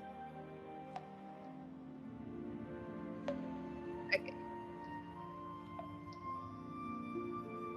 15 plus investigation total. 15 plus 2, so 17. 17. Okay, you guys all rolled pretty similarly. Yeah, you each look around your respective areas, but very quickly, almost, not unanimously, but we'll say fairly quickly within each of you noticing, you see the familiar red glint of a crystal that's out towards the middle of this lava area.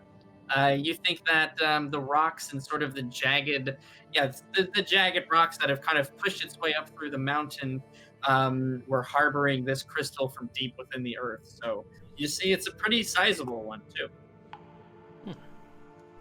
It's probably about, I'd say 15 feet towards the center of the mountain and then another 10 feet up.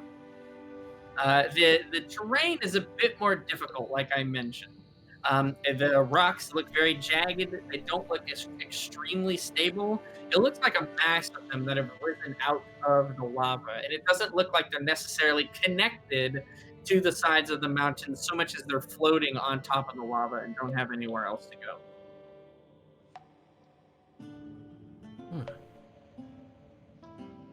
Well, I mean, I don't want to say it, but I feel like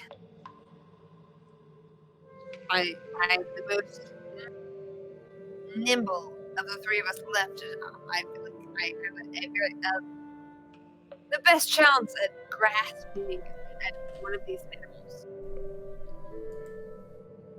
well, I trust your skill in acrobatics. I'm well practiced in bravely standing back and let others do the dirty work. Whew, okay, then I would like to let my acrobatics stand the test of these abilities and before with flipping through the air to try to grasp a semblance of a foothold these red crystals. Okay, absolutely. So using your acrobatics, this is a situation that is certainly almost tailor-made for you. You're definitely quite skilled in traversing very unsteady locations as you've traversed many rooftops and tight ropes through your career as not only a rogue but also as an actor. Go ahead and give me an acrobatics check, and then we can go from there with your turn.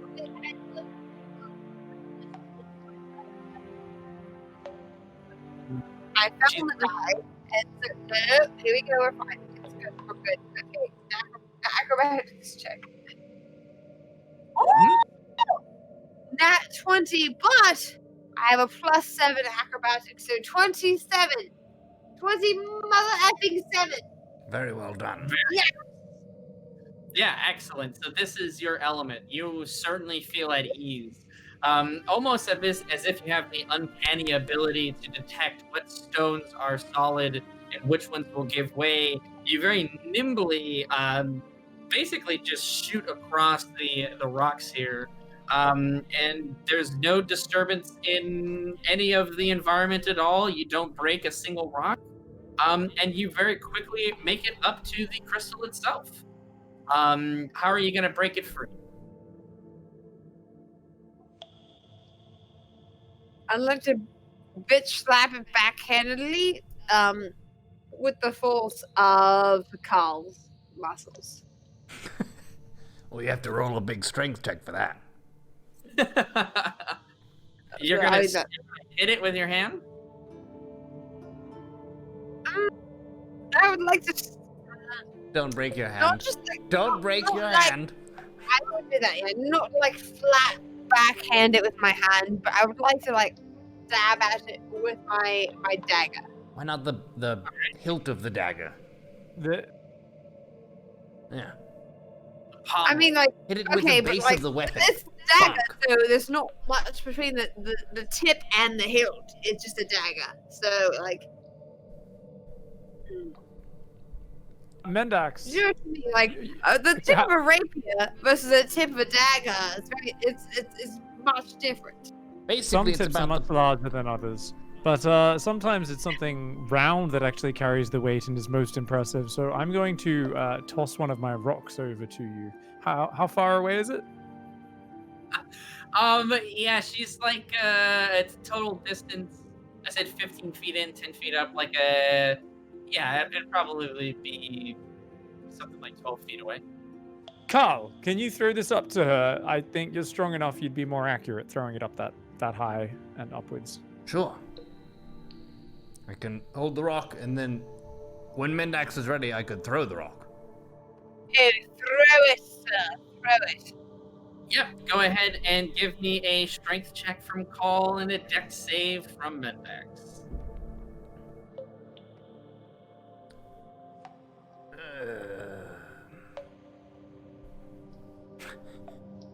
It's not my day. It really isn't. I've had some days. I've had a battle 3 before the modifier, which is I think 5, so 8. 8? All right. Mendax, what do you have? What did you get for your dexterity save?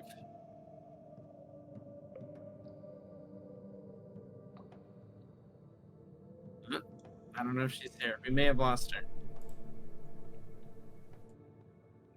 I don't know if she's changing some audio settings because I know we had reports of like, and I was having a hard time hearing her at some times. But yeah, I think her mic might be out. No worries. So Yeah, can you roll a dex save for her? I could indeed roll a dexterity save for her. My goodness, I get to take control of one of the player characters. Their fate is in my hands. Uh-oh. Jeez. Oh man, I'm rolling real well. I don't know. Are you back, Ash? Okay, we still can't hear you, but we will carry on. So I rolled an 18 for Ash, for Mendax here, so 24. Coupled with the throw that was an 8, the stone makes the distance, but it's a bit off target. Mendax, however, is able to anticipate the direction that this is going to fly almost immediately. It sort of almost latches on with one hand to one of the stable rocks that are nearby and sort of reach out and grab the rock out of the air with the other hand. She's able to swing back in and safely get her point of contacts back. But yeah, she's able to catch the rock. But Nice catch. not because of a great throw, more so much as a good reaction. Oh, come on. Everybody knows that Mendax is an acrobat, so I can throw it wherever and then she can show off. That is very true. Yes. I will go ahead and just, I'll try to make this strength check as good as I can for you, Mendax. Don't mind a thing here. Yeah, absolutely. I'm an absolute boss at rolling, so that's a 17 plus 1. We're going to call that a nice 18, quick maths. As she brings the rock down and sort of in one fell swoop onto this larger red crystal that is sort of growing out of the side of the top of this mountain. And she's able to, after a hit or two, sort of splinter the crystal off from the side and grab it. A quick dexterity save to come back down, make sure there's no other problems. Yeah, it's Mendax rolling like fire tonight with a 19, or not dex save, but acrobatics plus 7, so 26. She is able to skillfully and very quickly, just as easily as she is able to get up, come back down, taking even shortcuts on the path back down that she kind of figured out as she was moving back up. So you guys have the 4th rock crystal. And it's all thanks to Absolutely. Mendax. I look appraisingly and nod in approval as she moonwalks her way back down to us. I'm sure she's Mendax obviously being- very proud, and I'm sure she's gloating as well. One of the most modest characters I've ever had in a D&D session. She very humbly accepts the gratitude and says it was nothing. No worry. And hands the crystal back to you guys. I'll stop controlling Mendax now. I'll just kind of tag her along. Yeah, you guys can do as you please. If you'd like to investigate around here more for any more beetles or crystals, whatever you'd like to do, you can head back to the boat. That's fine. Honestly, Carl, I just want to know. You said you kind of enjoyed the beetle, but the rockfish, the beetle, how do they rank up?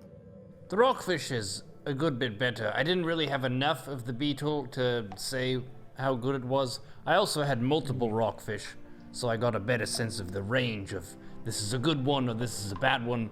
But I can definitely see how they like this here. Would be too bad. Yes. It's actually, if we find another one scurrying about, I'll have to catch it for you. It really was quite delicious. I thought it would, be a little bit stranger when he split it open. Honestly, I thought lava was going to explode out of it, but turns out Stumpy's a man of fine taste. Mm-hmm. All right, so you guys heading back down to the boat? Are you searching for more stuff? What's the plan? Let's go to the boat. I've had enough of these damn mountains. Indeed. Awesome. Yeah, you guys head back down. Again, it takes you about the same amount of time this time to head back down as it did to come up the side of the mountain. But you successfully return to the boat. Stumpy again. Oh, any more beetles, Nigel? Unfortunately, no. But we do find another crystal. So now on to baiting our lovely, friendly, and so described by your friends as docile Magmalisk. I'm very curious for this upcoming encounter. I really do hope it is as friendly as you kind dwarves have made out. Right. Where did they say we should go? Apparently where there's the bubbles? Yes, we're looking for the bubbles in the lava. And that's, I guess, indicating where they're breathing beneath. The bubbles, right. All right, I think, we'll head this way. And, he'll again detach the harpoon and set you guys off. And he steers you along a series of kind of more narrow passages as you go in between some of the mountains. It never gets too narrow, but you definitely get a feeling of claustrophobia. You guys go through almost like a cave at one point, and it's a very interesting kind of effect with the boat going through, but the only light source being the lava itself. So very cool, kind of dazzling lights playing off of the lava in this cave. But yeah, he continues to steer you through, and you reach more of like a big opening area. Previously, you guys had been kind of maneuvering between mountains, almost like valleys, if you will. But this looks like a well and true portion of the quote-unquote lake, where there are not many mountains nearby in front of you. Behind you, there's quite a bit, but in front of you, the nearest mountain is quite off in the distance. And he'll continue to navigate the boat even for a while longer. Go ahead and give me a perception check out of you guys. We'll see just who notices it first. 14. Lower than that. 11? Oh, Okay, yeah. 9. sorry, 17 if it's plus 3. Yes. Yeah, so Stumpy told you guys to be on the lookout for any of those bubbles they mentioned. Call is just the first one to notice it. And you see off into like an easterly direction that, yep, there are some what look like bubbles to you. And as Stumpy brings the boat closer, you can definitely see it's not like a pot of boiling water, but it's definitely a low simmer. You see activity underneath the surface. You see every now and again kind of the pop and explosion of one of the bubbles, rather. Can't even talk right now. As some of the lava kind of splashes into the air with every kind of pop, if you will. He says, that's bubbles if I've ever seen them. Yes, this does look unusual relative to the rest of the lava. I believe if we set down the crystals here and just let them float, then the creature will surface and try to eat them, I guess? How about we serve them one at a time? If it eats one and then it might eat them all suddenly and then disappear. So perhaps if we lure it with one and then after it eats it, drop another one and so on. We could leave a cookie guess we trail. Yeah, a cookie trail. Are we going to jump on its back from out of the boat? Stumpy, have you ever been riding on a magmalisk before? Any suggestions? Ha! Old Stumpy's never been on the top of a magmalisk before. But from what I've seen, they just throw these harpoons in its side and climb up. And it doesn't get mad and fight back? Not that I've ever heard of. Holy... I always drive the boat. This thing must be even huger than I'd expected, if it can't feel the pain from a harpoon latching into it. My lord. Will you need our help to launch these harpoons, Stumpy? Let's just take care of summoning it for now. Oof. Well, I might as well go for it. None of us know what to expect here. But this is what we have to do. I would like to take one of the crystals, give a look at Nigel, see if he's ready. Then I will... Is he ready? He's gathering... I'll do what needs to be done, but honestly, I'm going to tuck my wand away very safely, as it's going to be absolutely no use in the coming situation. And I'm going to stretch and try to limber myself up a bit, because I feel like some gymnastics might be needed. I'm ready. All right, let me stretch the shoulders and the arms a little bit. Try to get us all in the mood. This is going to be quite an ordeal. I would like to lean back and let out a good just, and then I will throw the, what's it called, the crystal into the lava where the bubbles are. Yeah, absolutely. We'll say you guys have backed up a solid 10-15 feet or so. And yeah, you see the crystal hit the lava. It doesn't sink instantly. But the bubbles do begin to form more rapidly than they were before. Where it was a low simmer before, now it's maybe a little bit more of a boil. The crystal does turn an interesting shade of blue, surprisingly, as the heat sort of permeates the crystal as it becomes fully submerged in the lava. You can't see it afterwards, but after a moment or two, you do kind of feel a massive shift in the lava itself as sort of a rolling wave from underneath the lava begins to move. It rocks your boat to the side slightly, but you don't. It's not like a wave. You're not in like a danger of capsizing or anything like that. But you definitely felt something beneath the surface move in a big way. But it hasn't emerged yet. Nope. I guess that's why they said we need 3 or 4. Ready for the second one? Go for it. Take the second one. Throw it in. Around the same spot. Awesome. Yeah, you're able to hit very close to where you threw the first one. And a very similar effect. The bubbles now are much more of a rolling, or like a roiling boil, essentially. Lava begins to kind of like splat into the air as these bubbles are kind of compounding on each other and flicking these kind of globs of like molten rock out along the way. You can feel something again roll the surface of the lava as it almost makes like a movement towards the top. But this time the movement doesn't seem to be stopping. It's a constant kind of movement, but nothing has surfaced quite yet.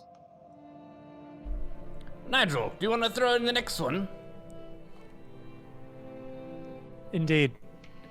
I'll take it, and I'm actually going to create a mage hand, and it's going to go. I'm going to go fishing, Carl. So I'm going to get the spectral hand to lower it into the lava, jiggle it, and then lift it out of the lava, and then rinse and repeat. Okay. And I'm going to try and lure it to the surface. I dig it. Absolutely. So you try to entice it to surface.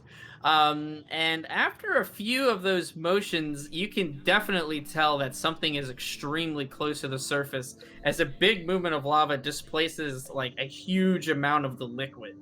And you guys have to hang on to the side of the boat slightly. Let's see. I don't think you have to do any checks as mage hand. Hold on, let me take a look. No, you're not being attacked. You don't have to make any kind of concentration checks. But yeah, you guys are actually shifted back like another 5 to 8 feet or so. So now you're a total of like 23, 25 feet away from this thing. And suddenly the lava goes very still. The bubbles cease and the movement stops. I will dispel my mage hand and drop the crystal. Yeah, as the crystal hits the surface of the lava, you feel almost you sense it almost before you feel it. Something breach the surface of the lava, and basically what you see is almost this pillar of like a brick red and blackened scale as lava begins to drip off of essentially what can be described as like a giant serpent, which we have up on the screen for you guys there now. Sort of like this ebony white mixture of the horns from this giant kind of creature, as it consumes the crystal at the top of the surface and splashes back down. This one does cause a wave, and you guys are forced to hold on to the side of the boat. Stumpy kind of freaks out a little bit. I don't know if that's such a good idea, enticing it like that. And tries to steer the boat as best he can to keep you guys from capsizing. You're barely able to stay afloat as you guys feel as if you almost entered the lava there for a moment, flipped the boat. But as you come to and you feel stable in your surroundings, there's still rippling effects from the emergence of this creature, as in front of you now, sort of lazing on the surface of the lava, is this giant spined creature. Its scales are almost similar to that like rocky type of material that you found in the second volcano, sort of that clump of them, as this thing is like a mixture of brick red and like black onyx. There are spines and scales that kind of go down the back of it. As you can hear for a moment that crunch from what you can imagine is the crystal being shattered as it picks its massive head up. It looks as if this serpent it's essentially the size at full length now of one of these mountains. I mean, this thing is absolutely massive. Towers over your boat. You look like nothing but insects to this thing. Holy shit, that is awesome! I had no idea it was something like this. We're trying to harvest the ticks off the back of a god. Do you see any of them? You guys, we'll say that you start looking for the ticks. You can see what you think might be shapes kind of moving a bit on the back of it, but again, the lava is still kind of pouring off of the back. It's like forming into rocks and then being almost like shattered off as its entire body makes these wide movements. It looks like it's lazing on the surface, and it swings its head back and forth before it locks eyes on you guys. And you feel and hear the intake of a huge breath as if it's sniffing for something. Nigel, I believe that we should not have the other crystal in the boat. It's just what my bird-bearing instincts are telling me. Yes, it's looking at us and it's sniffing. Perhaps toss it into its mouth. Or closer to it. Very good. I would like to take the crystal and give it a good toss toward this massive beast. Absolutely. I mean, the full body of this thing, you can't see exactly how much extends down into the lava and behind it, really. You throw as hard as you can towards this thing, in almost in the opposite direction, so that it's kind of facing away from you guys as well. Yeah, you're able to chuck this crystal. I mean, it's fairly light, or it's fairly small, right, but pretty heavy. And you chuck this crystal like probably a solid 60 feet. Call is no wuss when it comes to strength checks. And it follows with just its eyes the crystal as it submerges and hits the lava, and it waits for a second before it dives down to kind of crash into the lava and consume this crystal until it turns blue. So it looks like it was waiting specifically for it to heat up enough. And with that, the magmalisk consumes the final crystal and now seems to be fairly docile. It seems to kind of just be chilling on the surface. Its head is raised once again into the air, and the lava is dripping off of its horn and face. And I think we'll go ahead and call this session for tonight there. Well, it's been quite the journey. We'll see what happens with this massive beast. I'm excited to climb across the harpoon and risk our lives once again. For some people we haven't even met yet. Well, I mean, it's a lifelong struggle learning to master the serpent. But in the next episode, we'll take it on. I would like to turn over to Nigel and do a quick fist bump. Yeah, very good job summoning over the magmalisk tonight, guys. You were successful in getting the crystals, finding some juicy morsels along the way in unexpected places, and summoning essentially what appears to be a god of a serpent. Well done. I don't know if that's great or if that's bad, but well done. Well, you know, some people would be excited to be in the bathtub with me and Euro, but, you know, Ash, she's just a bit frozen, a bit intimidated.